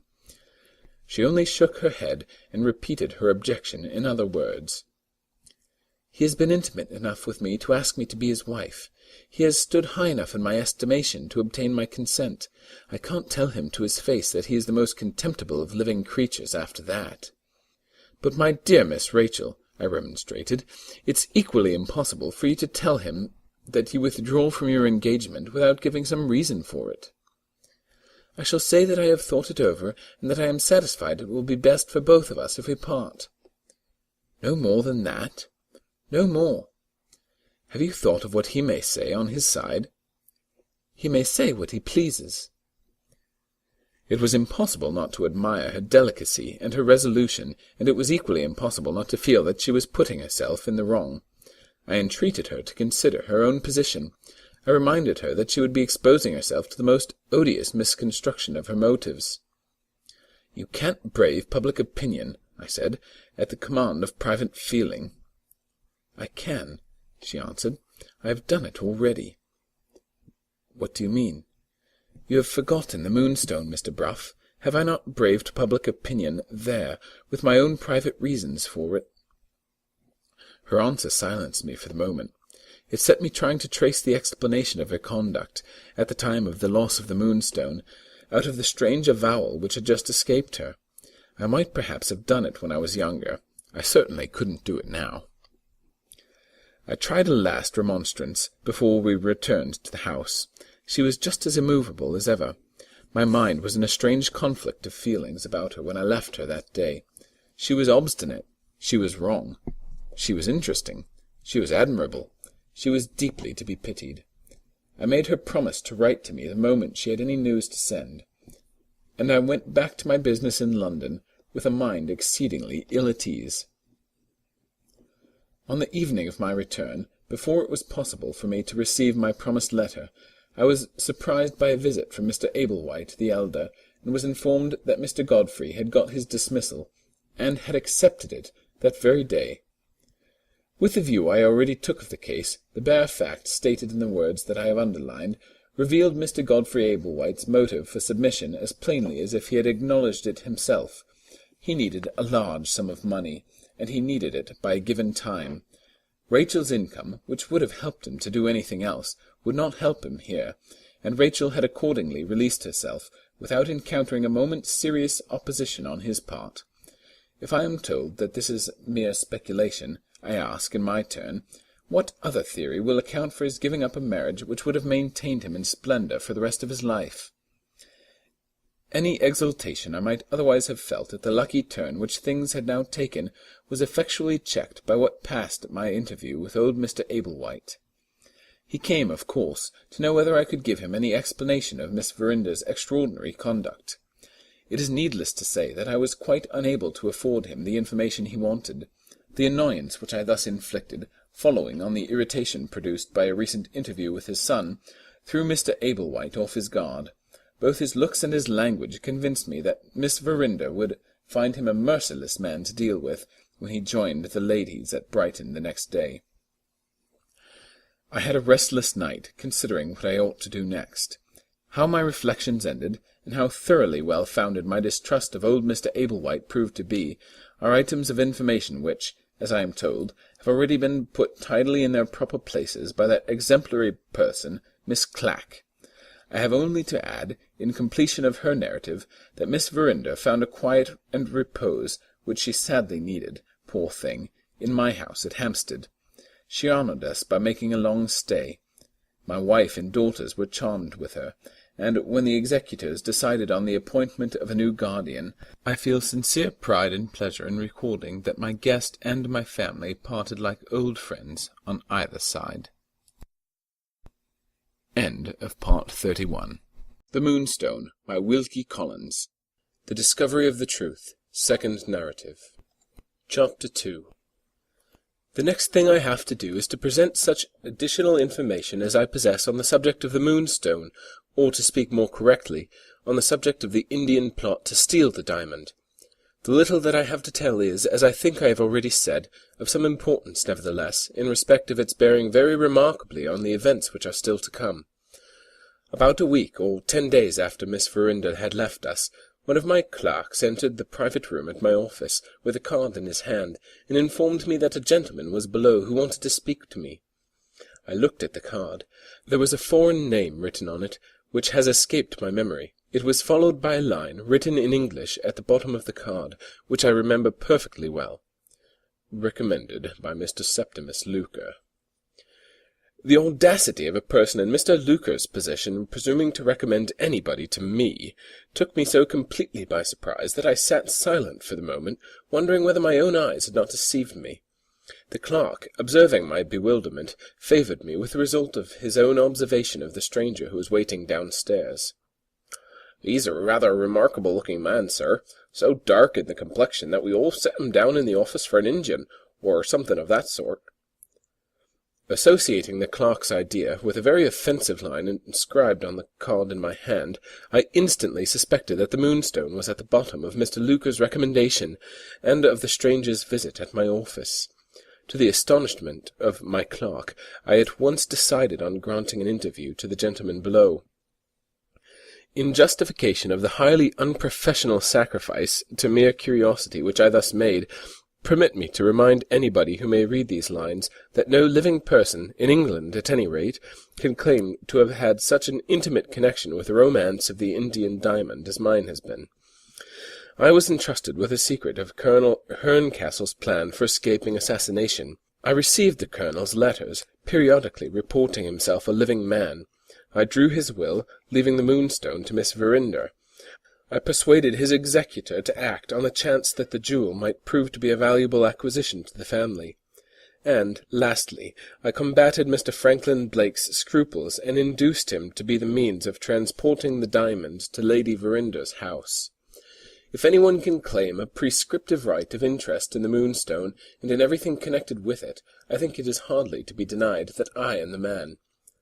The moment my mysterious client was shown in, I felt an inner conviction that I was in the presence of one of the 3 Indians, probably of the chief. He was carefully dressed in European costume, but his swarthy complexion, his long, lithe figure, and his grave and graceful politeness of manner were enough to betray his Oriental origin to any intelligent eyes that looked at him. I pointed to a chair, and begged to be informed of the nature of his business with me. After first apologizing, in an excellent selection of English words, for the liberty which he had taken in disturbing me, the Indian produced a small parcel, the outer covering of which was of cloth of gold. Removing this and a second wrapping of some silken fabric, he placed a little box or casket on my table, most beautifully and richly inlaid in jewels on an ebony ground. "I have come, sir," he said, "to ask you to lend me some money, and I leave this as an assurance to you that my debt will be paid back." I pointed to his card. "And you applied to me," I rejoined, "at Mr. Luker's recommendation?" The Indian bowed. "May I ask how it is that Mr. Luker himself did not advance the money that you require?" "Mr. Luker informed me, sir, that he had no money to lend." "And so he recommended you to come to me?" The Indian, in his turn, pointed to the card. "It is written here," he said. Briefly answered, and thoroughly to the purpose. If the Moonstone had been in my possession, this Oriental gentleman would have murdered me, I am well aware, without a moment's hesitation. At the same time, and barring that slight drawback, I am bound to testify that he was the perfect model of a client. He might not have respected my life, but he did what none of my own countrymen have ever done in all my experience of them. He respected my time. "I am sorry," I said, "that you should have had the trouble of coming to me. Mr. Luker is quite mistaken in sending you here.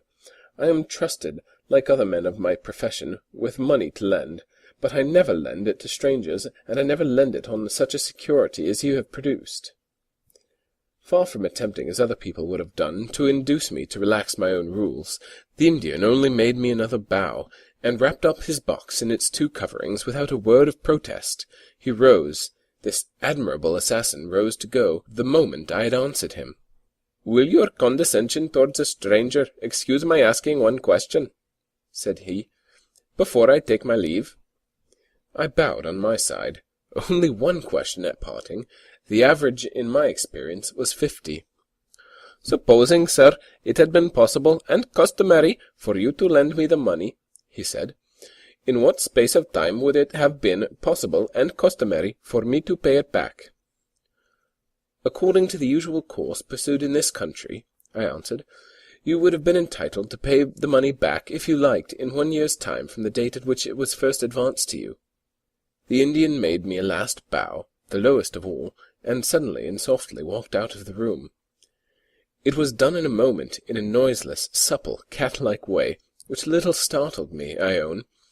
As soon as I was composed enough to think, I arrived at one distinct conclusion in reference to the otherwise incomprehensible visitor who had favoured me with a call.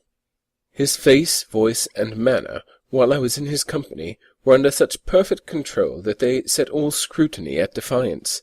But he had given me one chance of looking under the smooth outer surface of him, for all that. He had not shown the slightest sign of attempting to fix anything that I said to him in his mind, until I mentioned the time at which it was customary to permit the earliest repayment, on the part of the debtor, of money that had been advanced as a loan. When I gave him that piece of information, he looked me straight in the face, while I was speaking, for the first time. The inference I drew from this was, that he had a special purpose in asking me his last question, and a special interest in hearing my answer to it. The more carefully I reflected on what had passed between us, the more shrewdly I suspected the production of the casket, and the application for the loan, of having been mere formalities, designed to pave the way for the parting inquiry addressed to me. I had satisfied myself of the correctness of this conclusion, and was trying to get on a step farther and penetrate the Indian's motives next, when a letter was brought to me, which proved to be from no less a person than Mr. Septimus Luker himself. He asked my pardon in terms of sickening servility, and assured me that he could explain matters to my satisfaction if I would honour him by consenting to a personal interview. I made another unprofessional sacrifice to mere curiosity. I honoured him by making an appointment at my office for the next day. Mr. Luker was, in every respect, such an inferior creature to the Indian. He was so vulgar, so ugly, so cringing, and so prosy, that he is quite unworthy of being reported at any length in these pages. The substance of what he had to tell me may be fairly stated as follows. The day before I had received the visit of the Indian, Mr. Luker had been favoured with a call from that accomplished gentleman. In spite of his European disguise, Mr. Luker had instantly identified his visitor with the chief of the 3 Indians who had formerly annoyed him by loitering around his house, and who had left him no alternative but to consult a magistrate. From this startling discovery he had rushed to the conclusion, naturally enough I own, that he must certainly be in the company of one of the 3 men who had blindfolded him, gagged him, and robbed him of his banker's receipt. The result was that he became quite paralyzed with terror, and that he firmly believed his last hour had come. On his side, the Indian preserved the character of a perfect stranger. He produced the little casket, and made exactly the same application which he had afterward made to me. As the speediest way of getting rid of him, Mr. Luker had at once declared that he had no money. The Indian had thereupon asked to be informed of the best and safest person to apply to for the loan he wanted. Mr. Luker had answered that the best and safest person in such cases was usually a respectable solicitor. Asked to name some one individual of that character and profession, Mr. Luker had mentioned me, for the one simple reason that, in the extremity of his terror, mine was the first name which had occurred to him. The perspiration was pouring off me like rain, sir, the wretched creature concluded.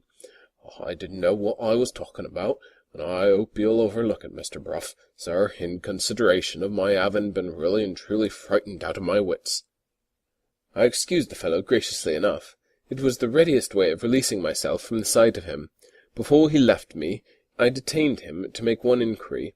Had the Indian said anything noticeable at the moment of quitting Mr. Luker's house? Yes, the Indian had put precisely the same question to Mr. Luker at parting which he had put to me, receiving, of course, the same answer which I had given him. What did it mean? Mr. Luker's explanation gave me no assistance towards solving the problem. My own unaided ingenuity, consulted next, proved quite unequal to grapple with the difficulty. I had a dinner engagement that evening, and I went upstairs in no very genial frame of mind, little suspecting that the way to my dressing-room and the way to discovery meant, on this particular occasion, one and the same thing. Chapter 3. The prominent personage among the guests at the dinner-party I found to be Mr. Murthwaite. On his appearance in England some months since, society had been greatly interested in the traveller, as a man who had passed through many dangerous adventures and who had escaped to tell the tale. He had now announced his intention of returning to the scene of his exploits, and of penetrating into regions left still unexplored. This magnificent indifference to presuming on his luck, and to placing his safety in peril for the second time, revived the flagging interest of the worshippers in the hero. The law of chances was clearly against his escaping on this occasion. It is not every day that we can meet an eminent person at dinner, and feel that there is a reasonable prospect of the news of his murder being the news that we hear of him next.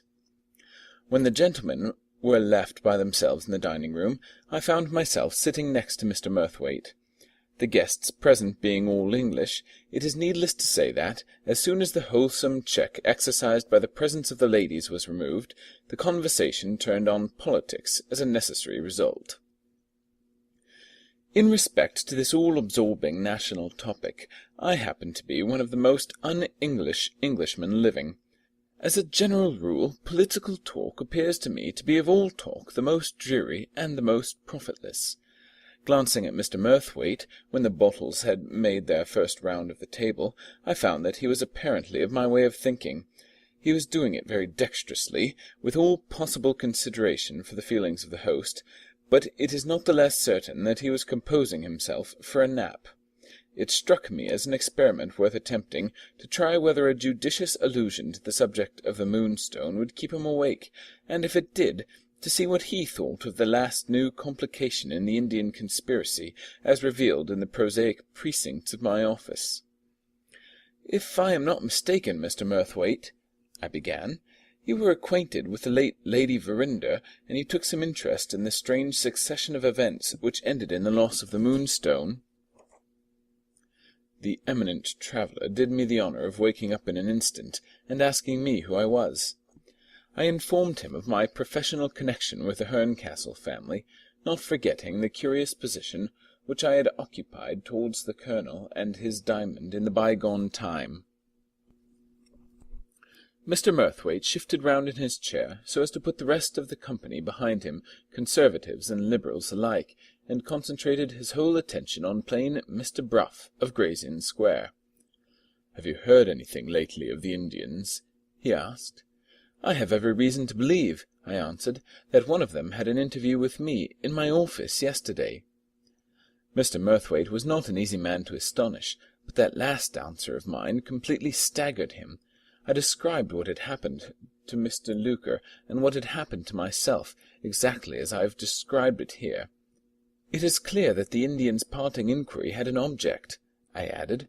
"Why should he be so anxious to know the time at which a borrower of money is usually privileged to pay the money back?" "Is it possible that you don't see his motive, Mr. Bruff?" "I'm ashamed of my stupidity, Mr. Murthwaite, but I certainly don't see it." The great traveller became quite interested in sounding the immense vacuity of my dullness to its lowest depths. "Let me ask you one question," he said. "In what position does the conspiracy to seize the Moonstone now stand?" "I can't say," I answered. "The Indian plot is a mystery to me." "The Indian plot, Mr. Bruff, can only be a mystery to you because you have never seriously examined it. Shall we run over it together, from the time when you drew Colonel Herncastle's will to the time when the Indian called at your office? In your position it may be of very serious importance to the interests of Miss Verinder that you should be able to take a clear view of this matter in case of need. Tell me, bearing that in mind, whether you will penetrate the Indian's motive for yourself, or whether you wish me to save you the trouble of making any inquiry into it." It is needless to say that I thoroughly appreciated the practical purpose which I now saw that he had in view, and that the first of the two alternatives was the alternative I chose. "Very well," said Mr. Murthwaite. "We will take the question of the ages of the three Indians first. I can testify that they all look much about the same age, and you can decide for yourself whether the man whom you saw was or was not in the prime of life. Not 40, you think? My idea, too. We will say not 40. Now look back at the time when Colonel Herncastle came to England, and when you were concerned in the plan he adopted to preserve his life. I don't want you to count the years. I will only say it is clear that these present Indians, at their age, must be the successors of three other Indians, high-caste Brahmins, all of them, Mr. Bruff, when they left their native country, who followed the Colonel to these shores. Very well. These present men of ours have succeeded to the men who were here before them. If they had only done that, the matter would not have been worth inquiring into. But they have done more. They have succeeded to the organization which their predecessors established in this country. Don't start. The organization is a very trumpery affair, according to our ideas, I have no doubt. I should reckon it up as including the command of money, the services, when needed, of that shady sort of Englishman who lives in the byways of foreign life in London, and, lastly, the secret sympathy of such few men of their own country, and, formerly, at least, of their own religion, as happen to be employed in ministering to some of the multitudinous wants of this great city. Nothing very formidable, as you see, but worth notice at starting, because we may find occasion to refer to the modest little Indian organization as we go on. Having now cleared the ground, I am going to ask you a question, and I expect your experience to answer it. What was the event which gave the Indians their first chance of seizing the diamond?" I understood the allusion to my experience. "The first chance they got," I replied, "was clearly offered to them by Colonel Herncastle's death. They would be aware of his death, I suppose, as a matter of course. and his death, as you say, gave them their first chance. Up to that time the Moonstone was safe in the strong room of the bank. You drew the colonel's will, leaving his jewel to his niece, and the will was proved in the usual way. As a lawyer, you can be at no loss to know what course the Indians would take under English advice after that." "They would provide themselves with a copy of the will from the doctor's commons," I said. "Exactly. One or the other of those shady Englishmen to whom I have alluded would get them the copy you have described. The copy would inform them that the Moonstone was bequeathed to the daughter of Lady Verinder, and that Mr. Blake the elder, or some person appointed by him, was to place it in her hands. You will agree with me that the necessary information about persons in the position of Lady Verinder and Mr. Blake would be perfectly easy to obtain. The one difficulty for the Indians would be to decide whether they should make their attempt on the diamond when it was in course of removal from the keeping of the bank, or whether they should wait until it was taken down to Yorkshire, to Lady Verinder's house. The second way would be manifestly the safest way, and there you have the explanation of the appearance of the Indians at Frizzing Hall, disguised as jugglers, and waiting their time. In London, it is needless to say, they had their organization at their disposal, to keep them informed of events. 2 men would do it, one to follow anybody who went from Mr. Blake's house to the bank, and one to treat the lower men-servants with beer, and to hear the news of the house. These commonplace precautions would readily inform them that Mr. Franklin Blake had been to the bank, and that Mr. Franklin Blake was the only person in the house who was going to visit Lady Verinder. What actually followed upon that discovery you remember, no doubt, quite as correctly as I do." I remembered that Franklin Blake had detected one of the spies in the street, that he had, in consequence, advanced the time of his arrival in Yorkshire by some hours, and that, thanks to old Bettridge's excellent advice, he had lodged the diamond in the bank at Frizzing Hall before the Indians were so much as prepared to see him in their neighbourhood.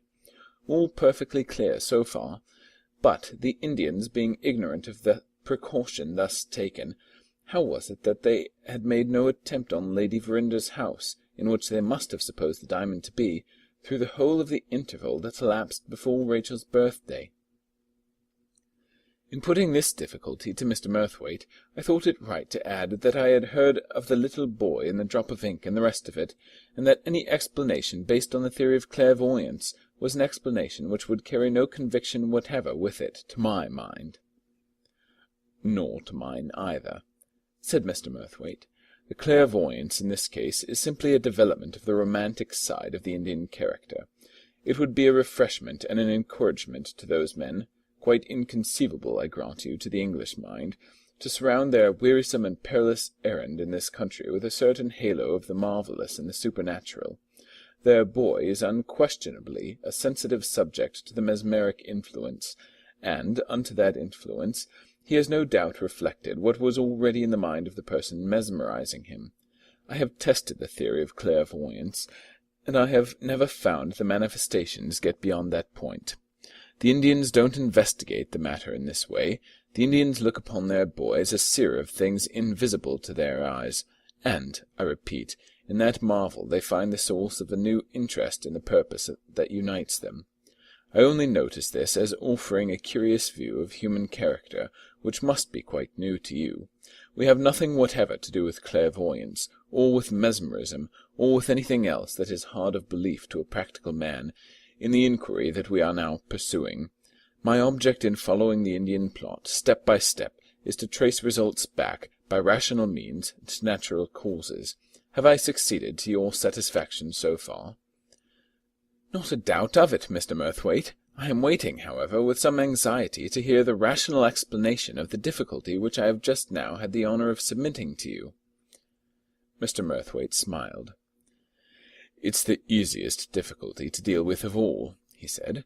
"Permit me to begin by admitting your statement of the case as a perfectly correct one.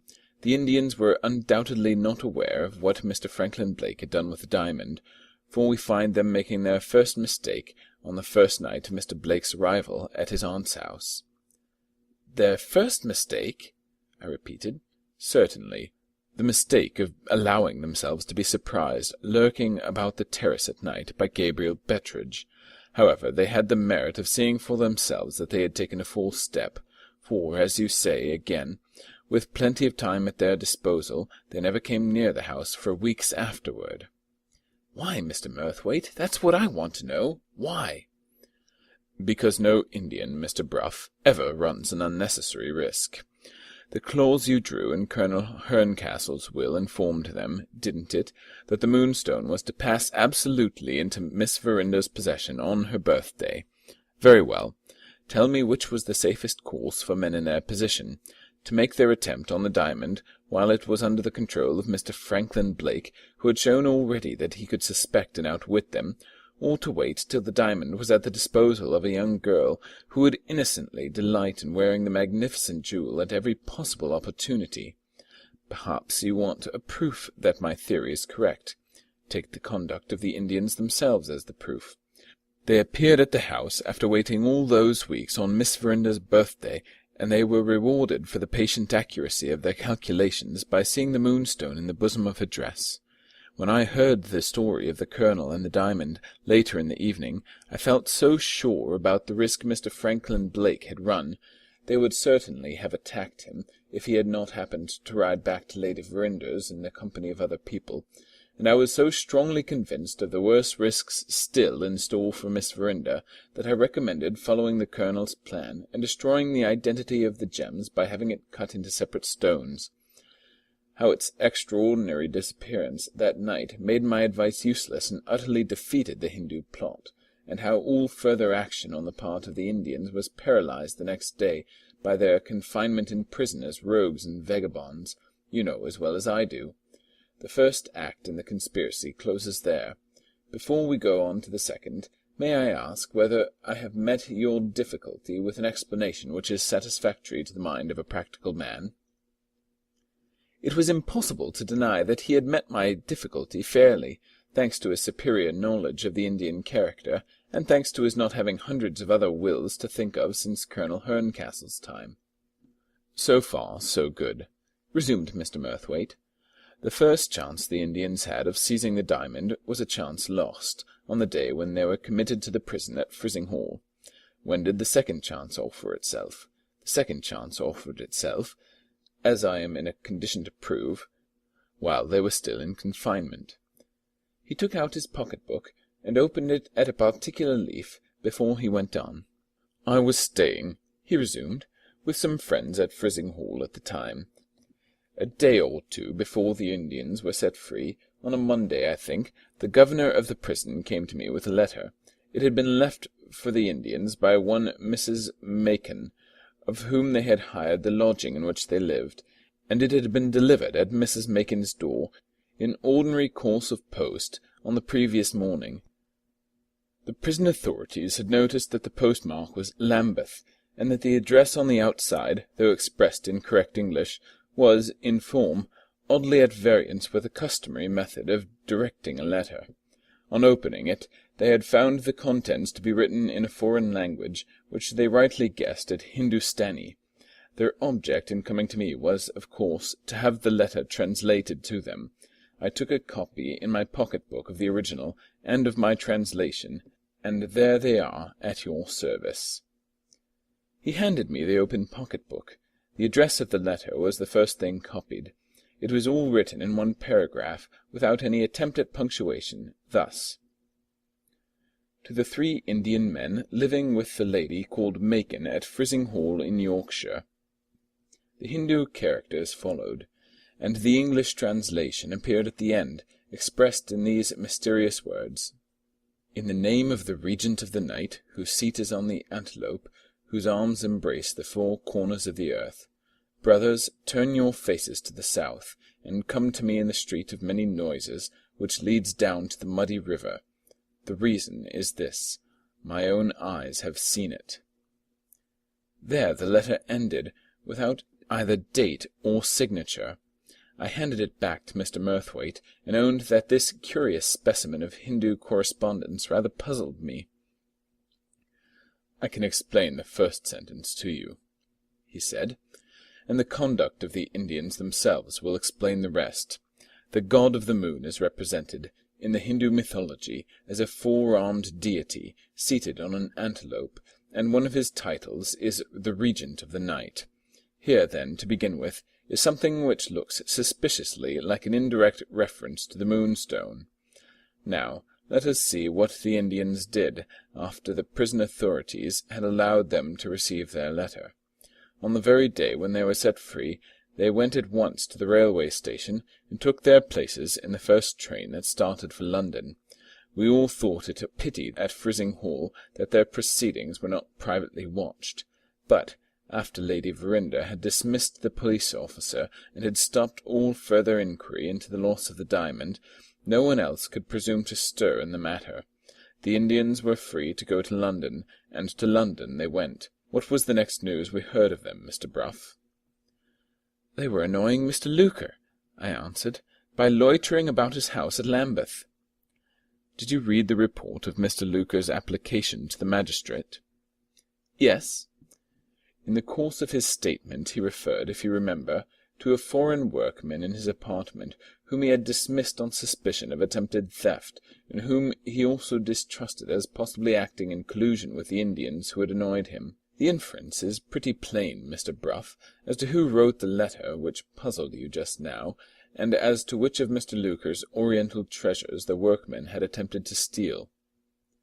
The inference, as I hastened to acknowledge, was too plain to need being pointed out.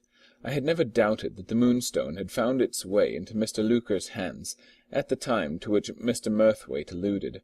My only question had been, how had the Indians discovered the circumstance? This question, the most difficult to deal with of all, as I had thought, had now received its answer, like the rest. Lawyer as I was, I began to feel that I might trust Mr. Murthwaite to lead me blindfold through the last windings of the labyrinth, along which he had guided me thus far. I paid him the compliment of telling him this, and found my little concession very graciously received.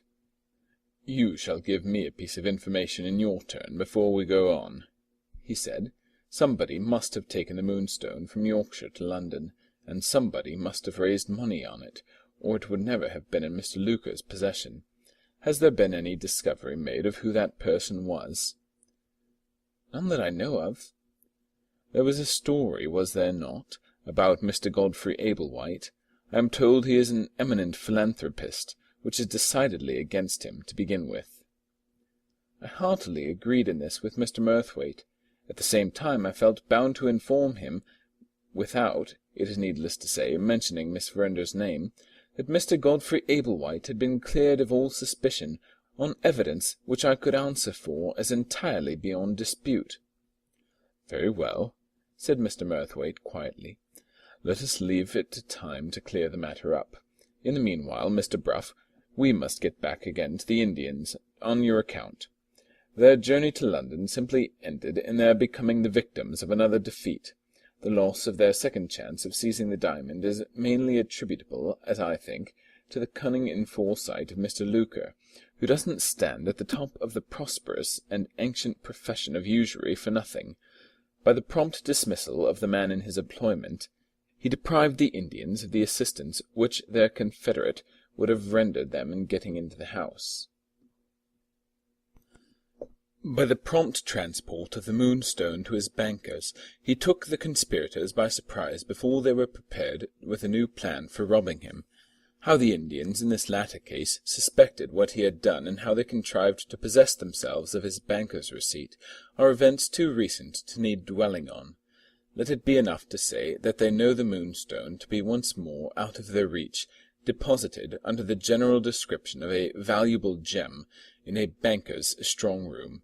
Now, Mr. Bruff, what is their third chance of seizing the diamond, and when will it come?" As the question passed his lips, I penetrated the motive of the Indians' visit to my office at last. "I see it!" I exclaimed. "The Indians take it for granted, as we do, that the Moonstone has been pledged, and they want to be certainly informed of the earliest period at which the pledge can be redeemed, because that will be the earliest period at which the diamond can be removed from the safe-keeping of the bank." "I told you would find it out for yourself, Mr. Bruff, if I only gave you a fair chance.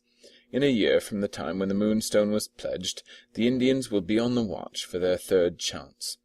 Mr. Luker's own lips have told them how long they will have to wait, and your respectable authority has satisfied them that Mr. Luker has spoken the truth. When do we suppose, at a rough guess, that the diamond found its way into the money-lender's hands?" "Towards the end of last June," I answered, "as well as I can reckon it." "And we are now in the year 48. Very good. If the unknown person who has pledged the Moonstone can redeem it in a year, the jewel will be in that person's possession again at the end of June 49. I shall be thousands of miles away from England and English news at that date, but it may be worth your while to take a note of it, and to arrange to be in London at the time." "You think something serious will happen?" I said. "I think I shall be safer," he answered, "among the fiercest fanatics of Central Asia than I should be if I crossed the door of the bank with a Moonstone in my pocket. The Indians have been defeated twice running, Mr. Bruff. It's my firm belief that they won't be defeated a third time." Those were the last words he said on the subject. The coffee came in, the guests rose, and dispersed themselves about the room, and we joined the ladies of the dinner-party upstairs. I made a note of the date, and it may not be amiss if I close my narrative by repeating that note here. June 49. Expect news of the Indians towards the end of the month. And that done, I hand the pen, which I have now no further claim to use, to the writer who follows next. End of Section 32. The Moonstone, by Wilkie Collins. Section 33. Second Period, Third Narrative. Contributed by Franklin Blake. Chapter 1. In the spring of the year 1849, I was wandering in the East, and had then recently altered the travelling plans which I had laid out some months before, and which I had communicated to my lawyer and my banker in London. This change made it necessary for me to send one of my servants to obtain my letters and remittances from the English consul in a certain city, which was no longer included as one of my resting-places in my new travelling scheme. The man was to join me again at an appointed place and time. An accident, for which he was not responsible, delayed him on his errand. For a week I and my people waited, encamped on the borders of a desert. At the end of that time the missing man made his appearance, with the money and the letters, at the entrance of my tent. "I am afraid I bring you bad news, sir," he said, and pointed to one of the letters, which had a mourning border around it, and the address on which was in the handwriting of Mr. Bruff. I know nothing, in a case of this kind, so unendurable as suspense. The letter with the mourning border was the letter that I opened first. It informed me that my father was dead, and that I was heir to his great fortune. The wealth which had thus fallen into my hands brought its responsibilities with it, and Mr. Bruff entreated me to lose no time in returning to England. By daybreak the next morning I was on my way back to my own country. The picture presented of me by my old friend Bettridge at the time of my departure from England is, as I think, a little overdrawn. He has, in his own quaint way, interpreted seriously one of his young mistress's many satirical references to my foreign education, and has persuaded himself that he actually saw those French, German, and Italian sides to my character, which my lively cousin only professed to discover in jest, and which never had any real existence, except in our good friend Bettridge's own brain. But, barring the drawback, I am bound to own that he has stated no more than the truth in representing me as wounded to the heart by Rachel's treatment, and as leaving England in the first keenness of suffering caused by the bitterest disappointment of my life. I went abroad resolved, if change and absence could help me, to forget her. It is, I am persuaded, no true view of human nature which denies that change and absence do help a man under these circumstances. They force his attention away from the exclusive contemplation of his own sorrow. I never forgot her, but the pang of remembrance lost its worst bitterness, little by little, as time, distance, and novelty interposed themselves more and more effectually between Rachel and me. On the other hand, it is no less certain that, with the act of turning homeward, the remedy which had gained its ground so steadily began now just as steadily to drop back. the nearer I drew to the country which she inhabited and to the prospect of seeing her again, the more irresistibly her influence began to recover its hold on me. On leaving England, she was the last person in the world whose name I would have suffered to pass my lips. On returning to England, she was the first person I inquired after when Mr. Bruff and I met again. I was informed, of course, of all that had happened in my absence. In other words, of all that has been related here in continuation of Bettridge's narrative, one circumstance only being excepted. Mr. Bruff did not, at that time, feel himself at liberty to inform me of the motives which had privately influenced Rachel and Godfrey Ablewhite in recalling the marriage promise on either side. I troubled him with no embarrassing questions on this delicate subject.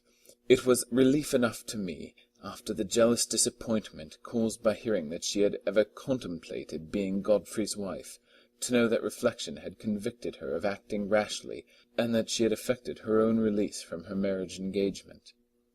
Having heard the story of the past, my next inquiries, still inquiries after Rachel, advanced naturally to the present time. Under whose care had she been placed after leaving Mr. Bruff's house, and where was she living now?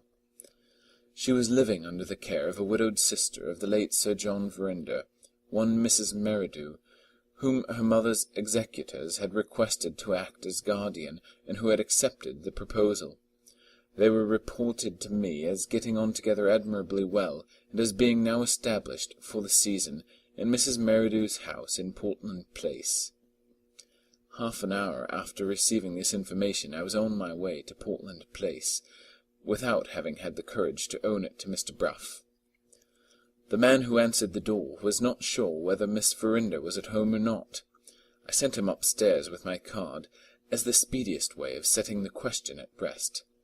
The man came down again with an impenetrable face, and informed me that Miss Verinder was out. I might have suspected other people of purposely denying themselves to me, but it was impossible to suspect Rachel. I left word that I would call again at 6 o'clock that evening. At 6 o'clock I was informed, for the second time, that Miss Verinder was not at home.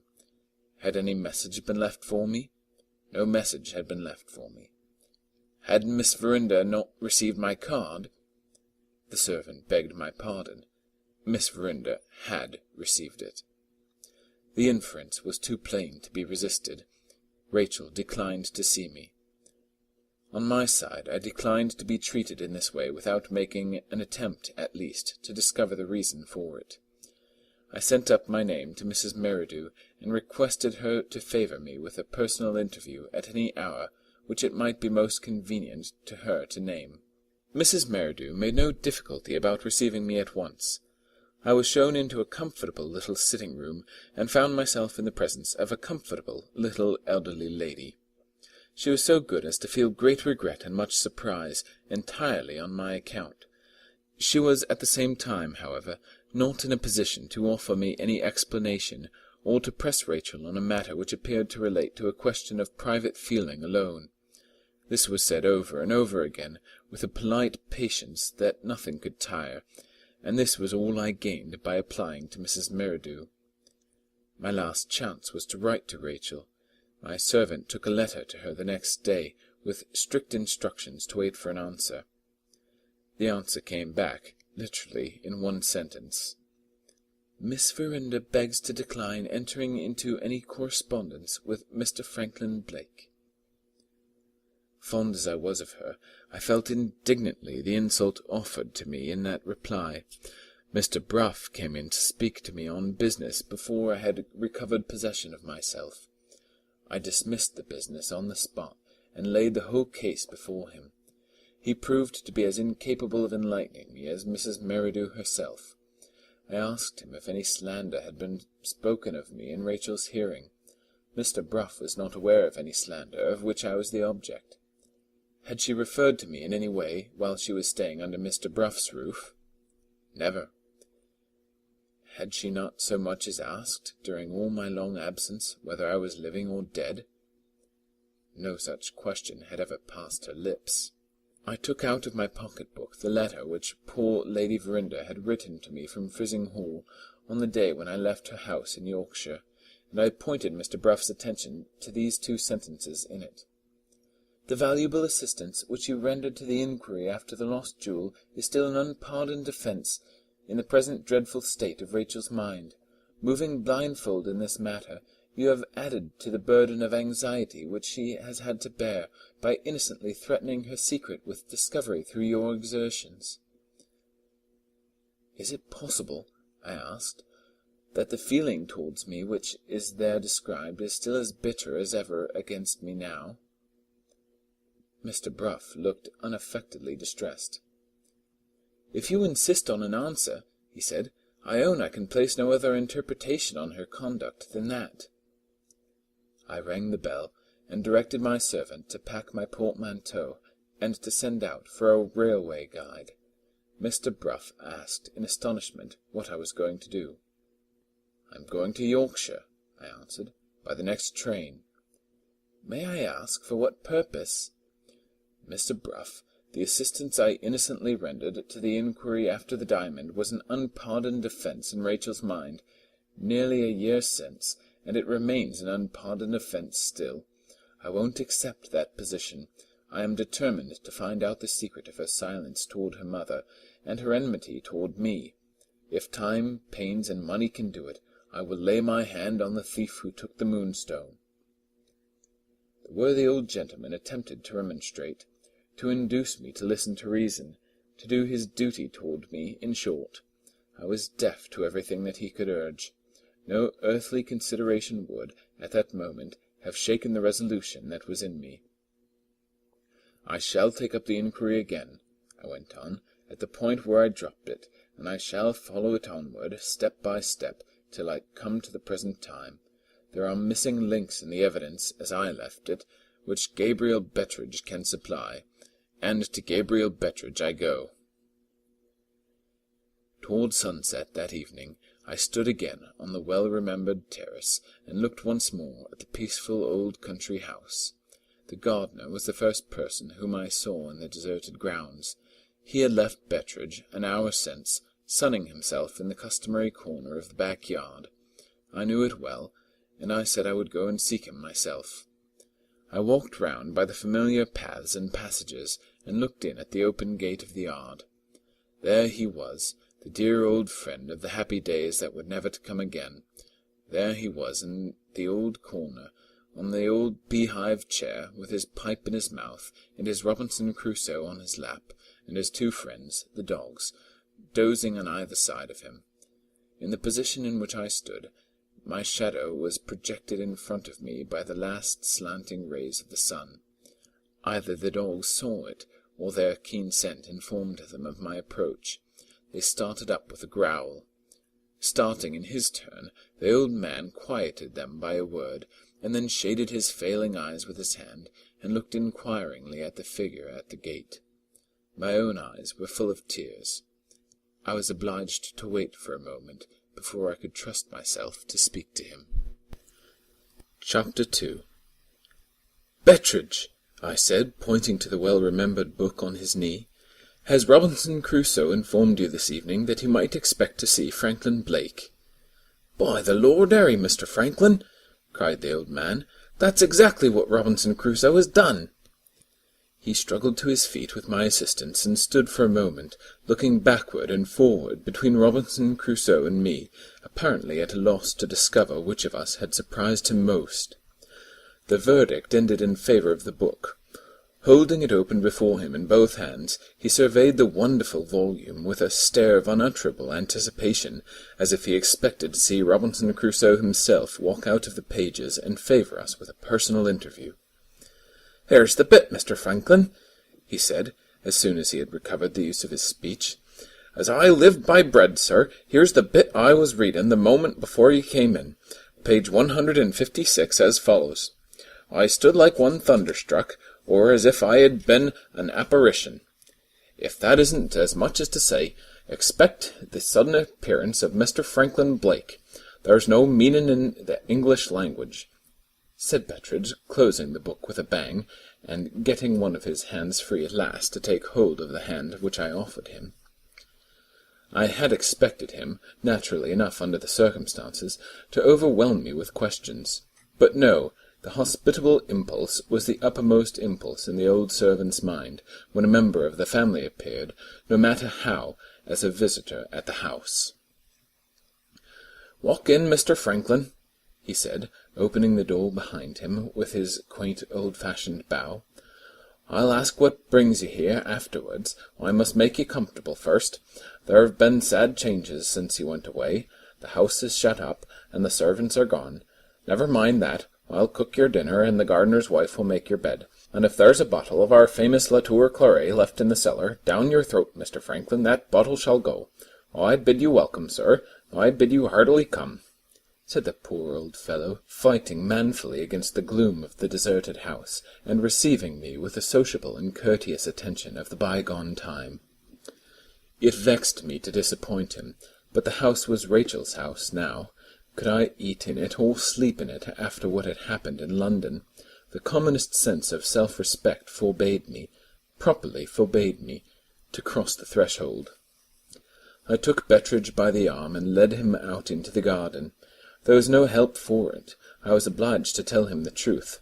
Between his attachment to Rachel and his attachment to me, he was sorely puzzled and distressed at the turn that things had taken.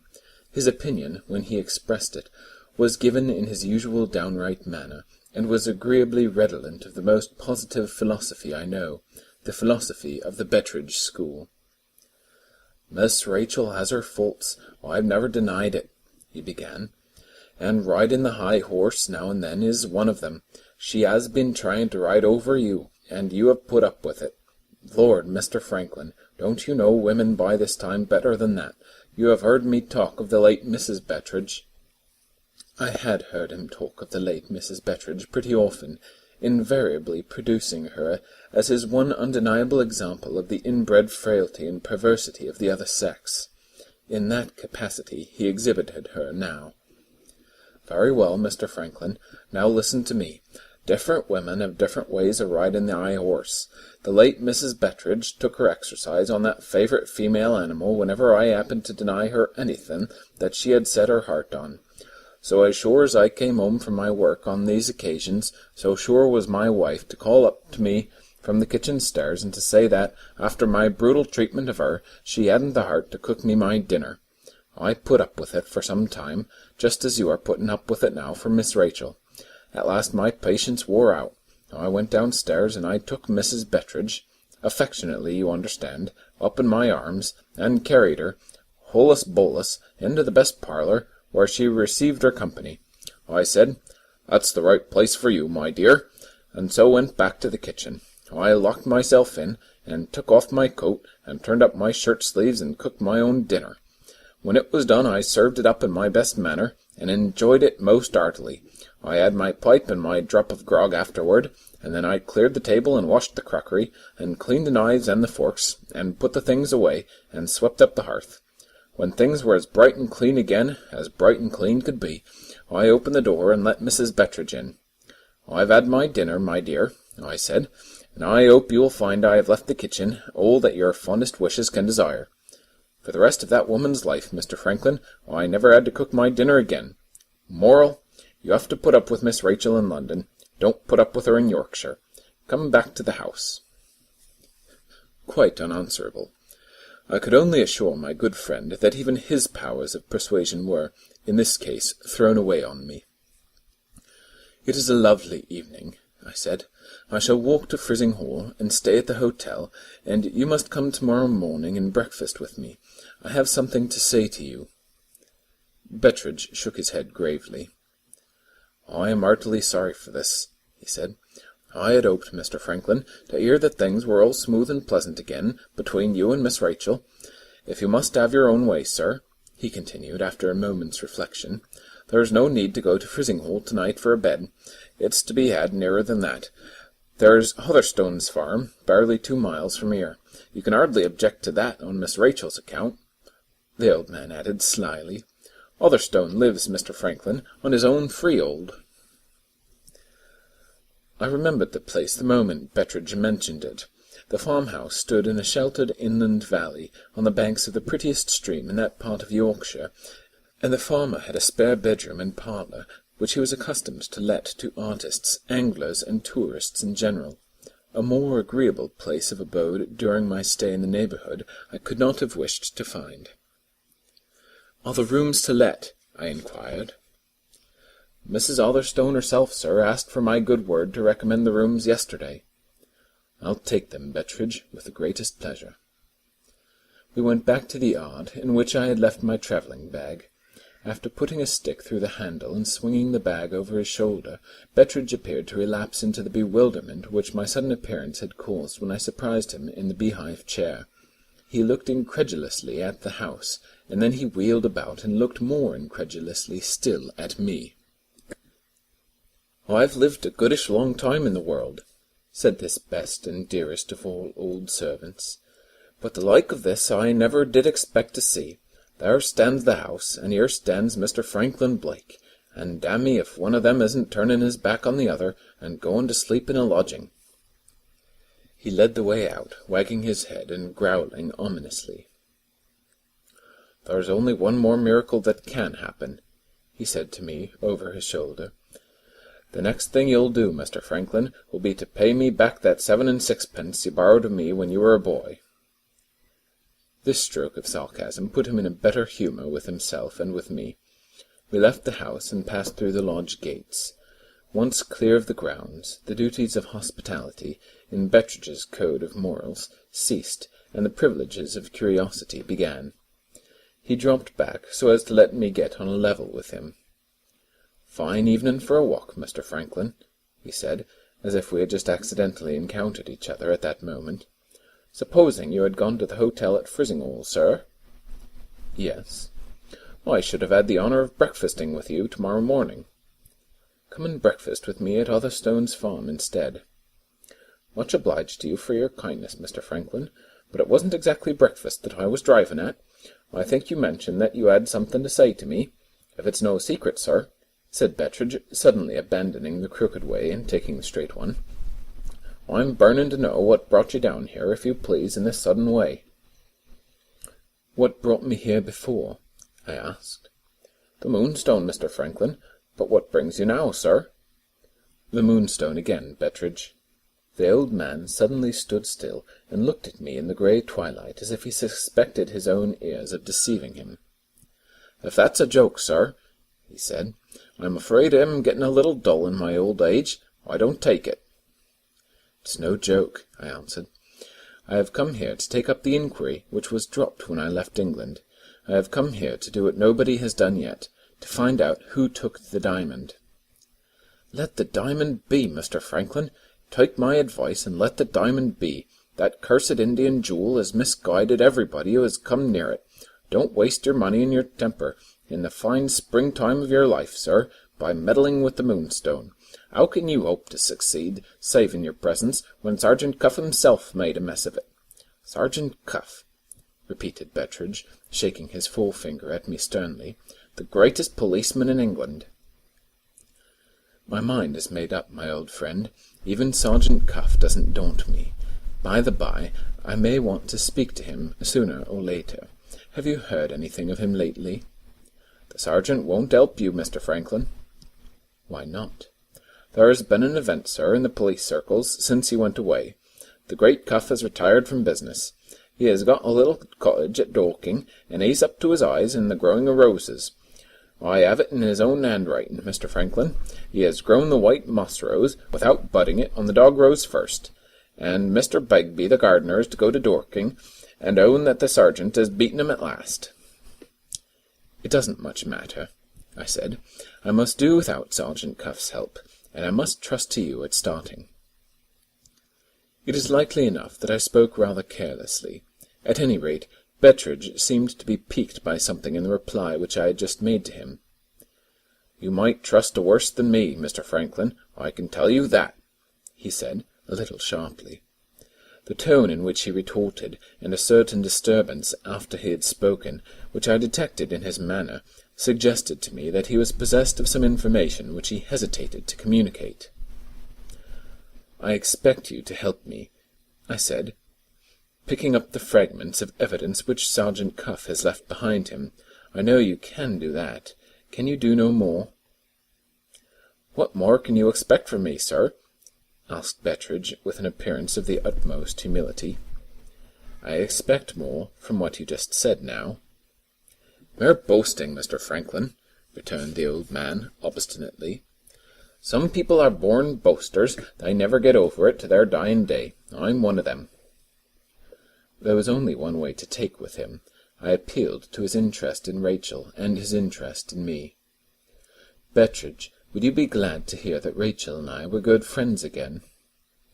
"I have served your family, sir, to mighty little purpose, if you doubt it."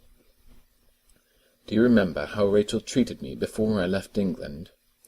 "As well as if it were yesterday. My lady herself wrote you a letter about it, and you were so good as to show the letter to me. It said that Miss Rachel was mortally offended with you for the part you had taken in trying to recover her jewel, and neither my lady nor you or anybody else could guess why." "Quite true, Betteredge, and I come back from my travels and find her mortally offended with me still. I knew that the diamond was at the bottom of it last year, and I know that the diamond is at the bottom of it now. I have tried to speak to her, and she won't see me. I have tried to write to her, and she won't answer me. How, in heaven's name, am I to clear the matter up? The chance of searching into the loss of the Moonstone is the one chance of inquiry that Rachel herself has left me."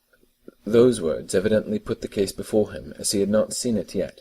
He asked a question which satisfied me that I had shaken him.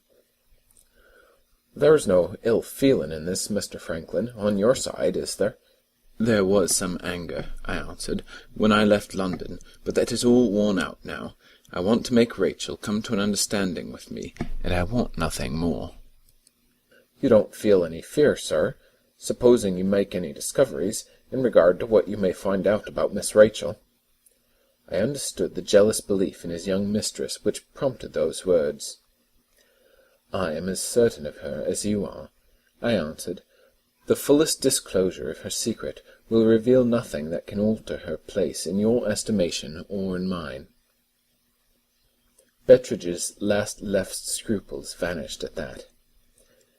"If I'm doing wrong to help you, Mr. Franklin," he exclaimed, "all I can say is, I'm as innocent of seeing it as the babe unborn. I can put you on the road to discovery, if you can only go on by yourself. You remember that poor girl of ours, Rosanna Spearman?" "Of course." "You always thought she had some sort of confession in regard to the matter of the Moonstone, which she wanted to make to you." "I certainly couldn't account for her strange conduct in any other way." "You may set that doubt at rest, Mr. Franklin, whenever you please." It was my turn to come to a standstill now. I tried vainly in the gathering darkness to see his face. In the surprise of the moment, I asked a little impatiently what he meant. "Steady, sir," proceeded Betteredge. "I mean what I say. Rosanna Spearman left a sealed letter behind her, a letter addressed to you." "Where is it?" "In the possession of a friend of hers at Cobb's Hole. You must have heard tell, when you were here last, sir, of Limpin' Lucy, a lame girl with a crutch." "The fisherman's daughter?" "The same, Mr. Franklin." "Why wasn't the letter forwarded to me?" "Limping Lucy has a will of her own, sir. She wouldn't give it to any hand but yours, and you had left England before I could write to you." "Let's go back, Betteredge, and get it at once." "Too late, sir, tonight. There are great savers of candles along our coast. They go to bed early at Cobb's Hole." "Nonsense, we might get there in half an hour." "You might, sir, and when you did get there, you would find the door locked." He pointed to a light glimmering below us, and at the same moment I heard through the stillness of the evening the bubbling of a stream. "There's the farm, Mr. Franklin. Make yourself comfortable for tonight, and come to me tomorrow morning, if you'll be so kind." "You will go with me to the fisherman's cottage?" "Yes, sir." "Early?" "As early, Mr. Franklin, as you like." We descended the path that led to the farm. End of section 33. The Moonstone, by Wilkie Collins. Read by Joel Poortenga. The Discovery of the Truth, Third Narrative. Chapter 3. I have only the most indistinct recollections of what happened at Hotherstone's farm. I remember a hearty welcome, a prodigious supper, which would have fed a whole village in the East, a delightfully clean bedroom, with nothing in it to regret but that detestable product of the folly of our forefathers, a feather bed, a restless night, with much kindling of matches and many lightings of one's candle, and an immense sensation of relief when the sun rose and there was a prospect of getting up. It had been arranged overnight with Betteridge that I was to call for him on our way to Cobb's Hole, as early as I liked, which, interrupted by my patience to get possession of the letter, meant as early as I could. Without waiting for breakfast at the farm, I took a crust of bread in my hand and set forth, in some doubt whether I should not surprise the excellent Betteridge in his bed. To my great relief, he proved to be quite as excited about the coming event as I was. I found him ready and waiting for me, with his stick in his hand. "How are you this morning, Betteridge?" "Very poorly, sir." "I'm sorry to hear it.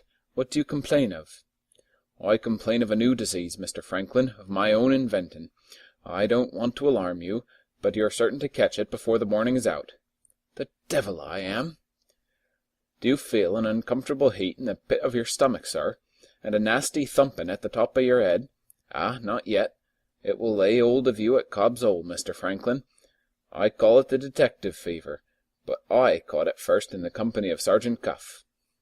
Aye, and the cure in this instance is to open Rosanna Spearman's letter, I suppose. Come along, and let's get it. Early as it was, we found the fisherman's wife astir in her kitchen. On my presentation by Betteridge, good Mrs. Yolland performed a social ceremony, strictly reserved, as I afterward learned, for strangers of distinction. She put a bottle of Dutch gin and a couple of clean pipes on the table, and opened the conversation by saying, "What news from London, sir?" Before I could find an answer to this immensely comprehensive question, an apparition advanced towards me out of a dark corner of the kitchen. A wan, wild, haggard girl, with remarkably beautiful hair, and with a fierce keenness in her eyes, came limping up on a crutch to the table on which I was leaning, and looked at me as if I were an object of mingled interest and horror, which it quite fascinated her to see. "Mr. Betteridge," she said, without taking her eyes off me, "mention his name again, if you please." "This gentleman's name," answered Betteridge, with a strong emphasis on gentleman, "is Mr. Franklin Blake." The girl turned her back on me and suddenly left the room. Good Mrs. Yolland, as I believe, made some apologies for her daughter's odd behaviour, and Betteridge probably translated them into polite English. I speak of this in complete uncertainty. My attention was absorbed in following the sound of the girl's crutch. Thump, thump, up the wooden stairs. Thump, thump, across the room above our heads. Thump, thump, down the stairs again. And there stood the apparition at the open door, with a letter in its hand, beckoning me out. I left more apologies in the course of delivery behind me, and followed this strange creature, limping on before me faster and faster, down the slope of the beach. She led me behind some boats, out of sight and hearing of the few people in the fishing village, and then stopped and faced me for the first time. "Stand there," she said. "I want to look at you." There was no mistaking the expression on her face. I inspired her with the strongest emotions of abhorrence and disgust. Let me not be vain enough to say that no woman had ever looked at me in this manner before. I will only venture on the more modest assertion that no woman had ever let me perceive it yet. There is a limit to the length of the inspection which a man can endure under certain circumstances. I attempted to direct Limping Lucy's attention to some less revolting object than my face. "I think you have got a letter to give me," I began. "Is it the letter there in your hand?" "Say that again," was the only answer I received. I repeated the words, like a good child learning his lesson. "No," said the girl, speaking to herself, but keeping her eyes still mercilessly fixed on me. "I can't find out what she saw in his face. I can't guess what she heard in his voice. She suddenly looked away from me and rested her head wearily on the top of her crutch. "Oh, my poor dear," she said in the first soft tones which had fallen from her in my hearing. "Oh, my lost darling, what could you see in this man?" She lifted her head again fiercely and looked at me once more. "Can you eat and drink?" she asked. I did my best to preserve my gravity and answered, "Yes." "Can you sleep?" "Yes." "When you see a poor girl in service, do you feel no remorse?" "Certainly not. Why should I?" She abruptly thrust the letter, as the phrase is, into my face. "Take it!" she exclaimed furiously. "I never set eyes on you before. God Almighty forbid that I ever set eyes on you again." With those parting words she limped away from me at the top of her speed. The one interpretation that I could put on her conduct has, no doubt, been anticipated by everybody. I could only suppose that she was mad. Having reached that inevitable conclusion, I turned to the more interesting object of investigation which was presented to me by Rosanna Spearman's letter. The address was written as follows: "For Franklin Blake, Esquire, to be given into his own hands, and not to be trusted to any one else, by Lucy Yolland." I broke the seal.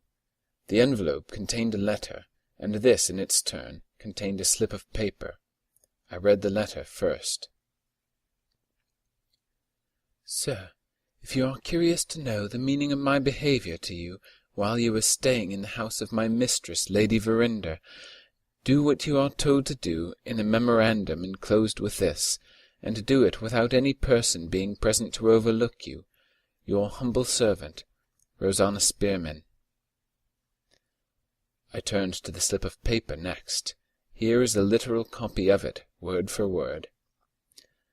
"Memorandum, to go to the Shivering Sand at the turn of the tide, to walk out on the South Spit until I get to South Spit Beacon and the flagstaff at the coastguard station above Cobb's Hole in a line together, to lay down on the rocks a stick or any straight thing to guide my hand exactly in the line of the beacon and the flagstaff, to take care, in doing this, that one end of the stick shall be at the edge of the rocks, on the side of them which overlooks the quicksand, to feel along the stick among the seaweed, beginning from the end of the stick which points towards the beacon, for the chain, to run my hand along the chain, when found, until I come to the part of it which stretches over the edge of the rocks, down into the quicksand, and then to pull the chain." Just as I had read the last words, underlined in the original, I heard the voice of Betteridge behind me. The inventor of the detective fever had completely succumbed to that irresistible malady. "I can't stand it any longer, Mr. Franklin. What does her letter say? For mercy's sake, sir, tell us, what does the letter say?" I handed him the letter and the memorandum. He read the first without appearing to be much interested in it, but the second, the memorandum, produced a strong impression on him. "The sergeant said it!" cried Betteridge. "From first to last, sir, the sergeant said that she had got a memorandum of the hiding-place, and here it is. Lord save us, Mr. Franklin, here is the secret that puzzled everybody, from the great cuff downward, ready and waiting, as one may say, to show itself to you. It's the ebb now, sir, as anybody may see for themselves. How long will it be till the turn of the tide?" He looked up and observed a lad at work some little distance from us, mending a net. "Tammy Bright!" he shouted at the top of his voice. "I hear ya," Tammy shouted back. "When's the turn of the tide?" "In an hour's time." We both looked at our watches. "We can go round by the coast, Mr. Franklin," said Betteridge, "and get to the quicksand in that way, with plenty of time to spare. What do you say, sir?" "Come along." On our way to the Shivering Sand, I applied to Betteridge to revive my memory of events, as affecting Rosanna Spearman, at the period of Sergeant Cuff's inquiry. With my old friend's help, I soon had the succession of circumstances clearly registered again in my mind. Rosanna's journey to Frizzing Hall, and when the whole household believed her to be ill in her own room. Rosanna's mysterious employment of the night time, with her door locked and her candle burning till the morning. Rosanna's suspicious purchase of the japanned tin case and the 2 dogs' chains from Mrs. Yolland.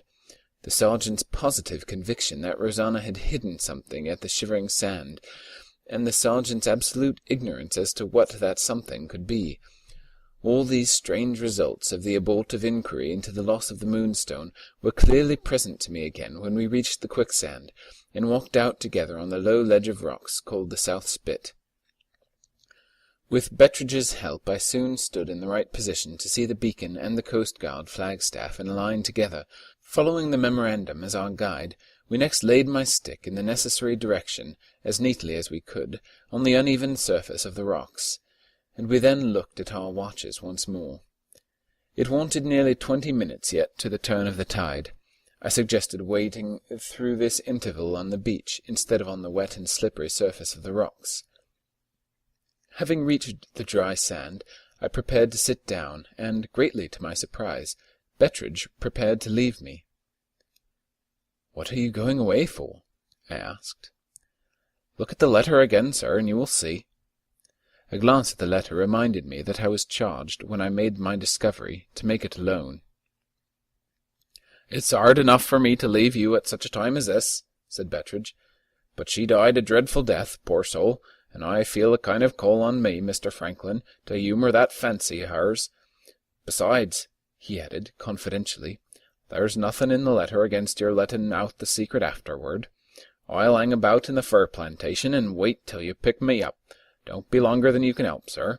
The detective fever isn't an easy one to deal with, under these circumstances."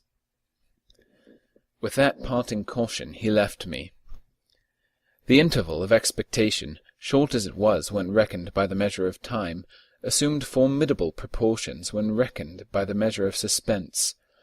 This was one of the occasions on which the invaluable habit of smoking becomes especially precious and consolatory. I lit a cigar and sat down on the slope of the beach. The sunlight poured its unclouded beauty on every object that I could see. The exquisite freshness of the air made the mere act of living and breathing a luxury.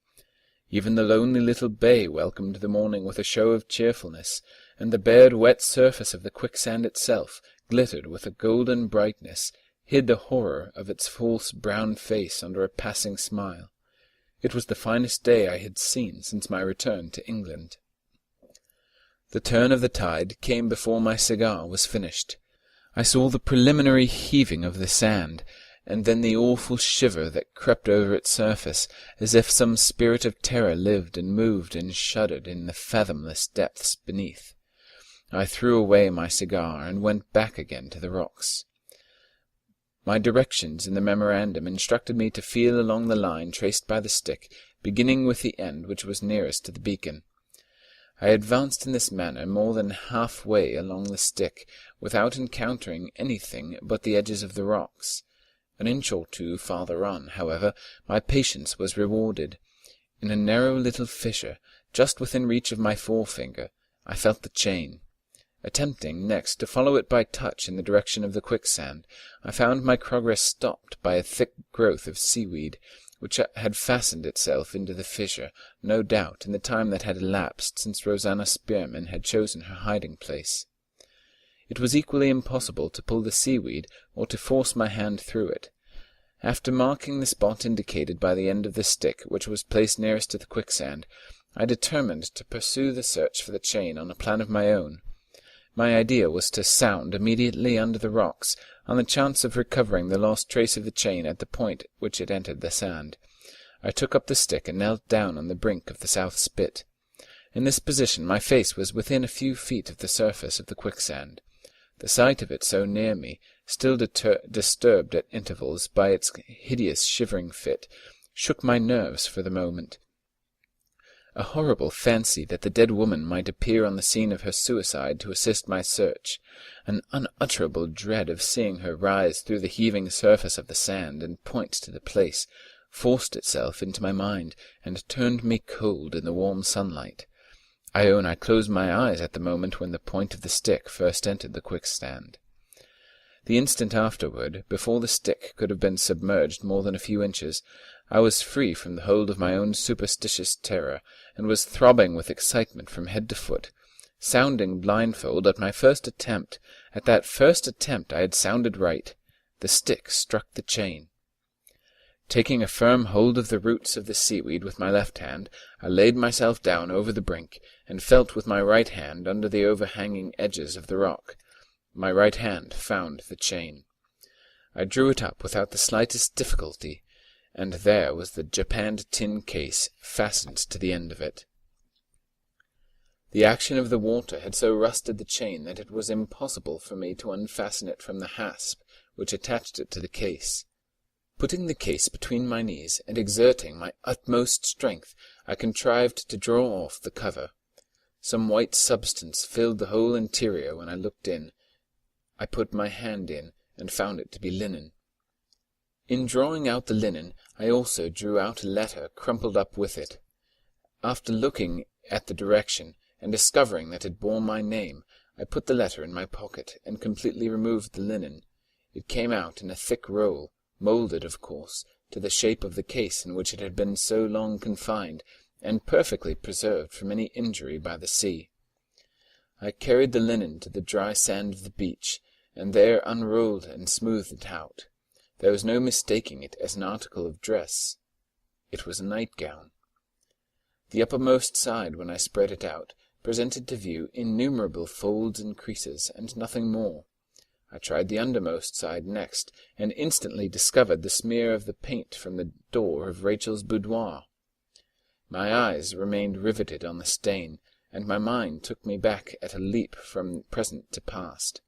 The very words of Sergeant Cuff recurred to me, as if the man himself was at my side again, pointing to the unanswerable inference which he drew from the smear on the door.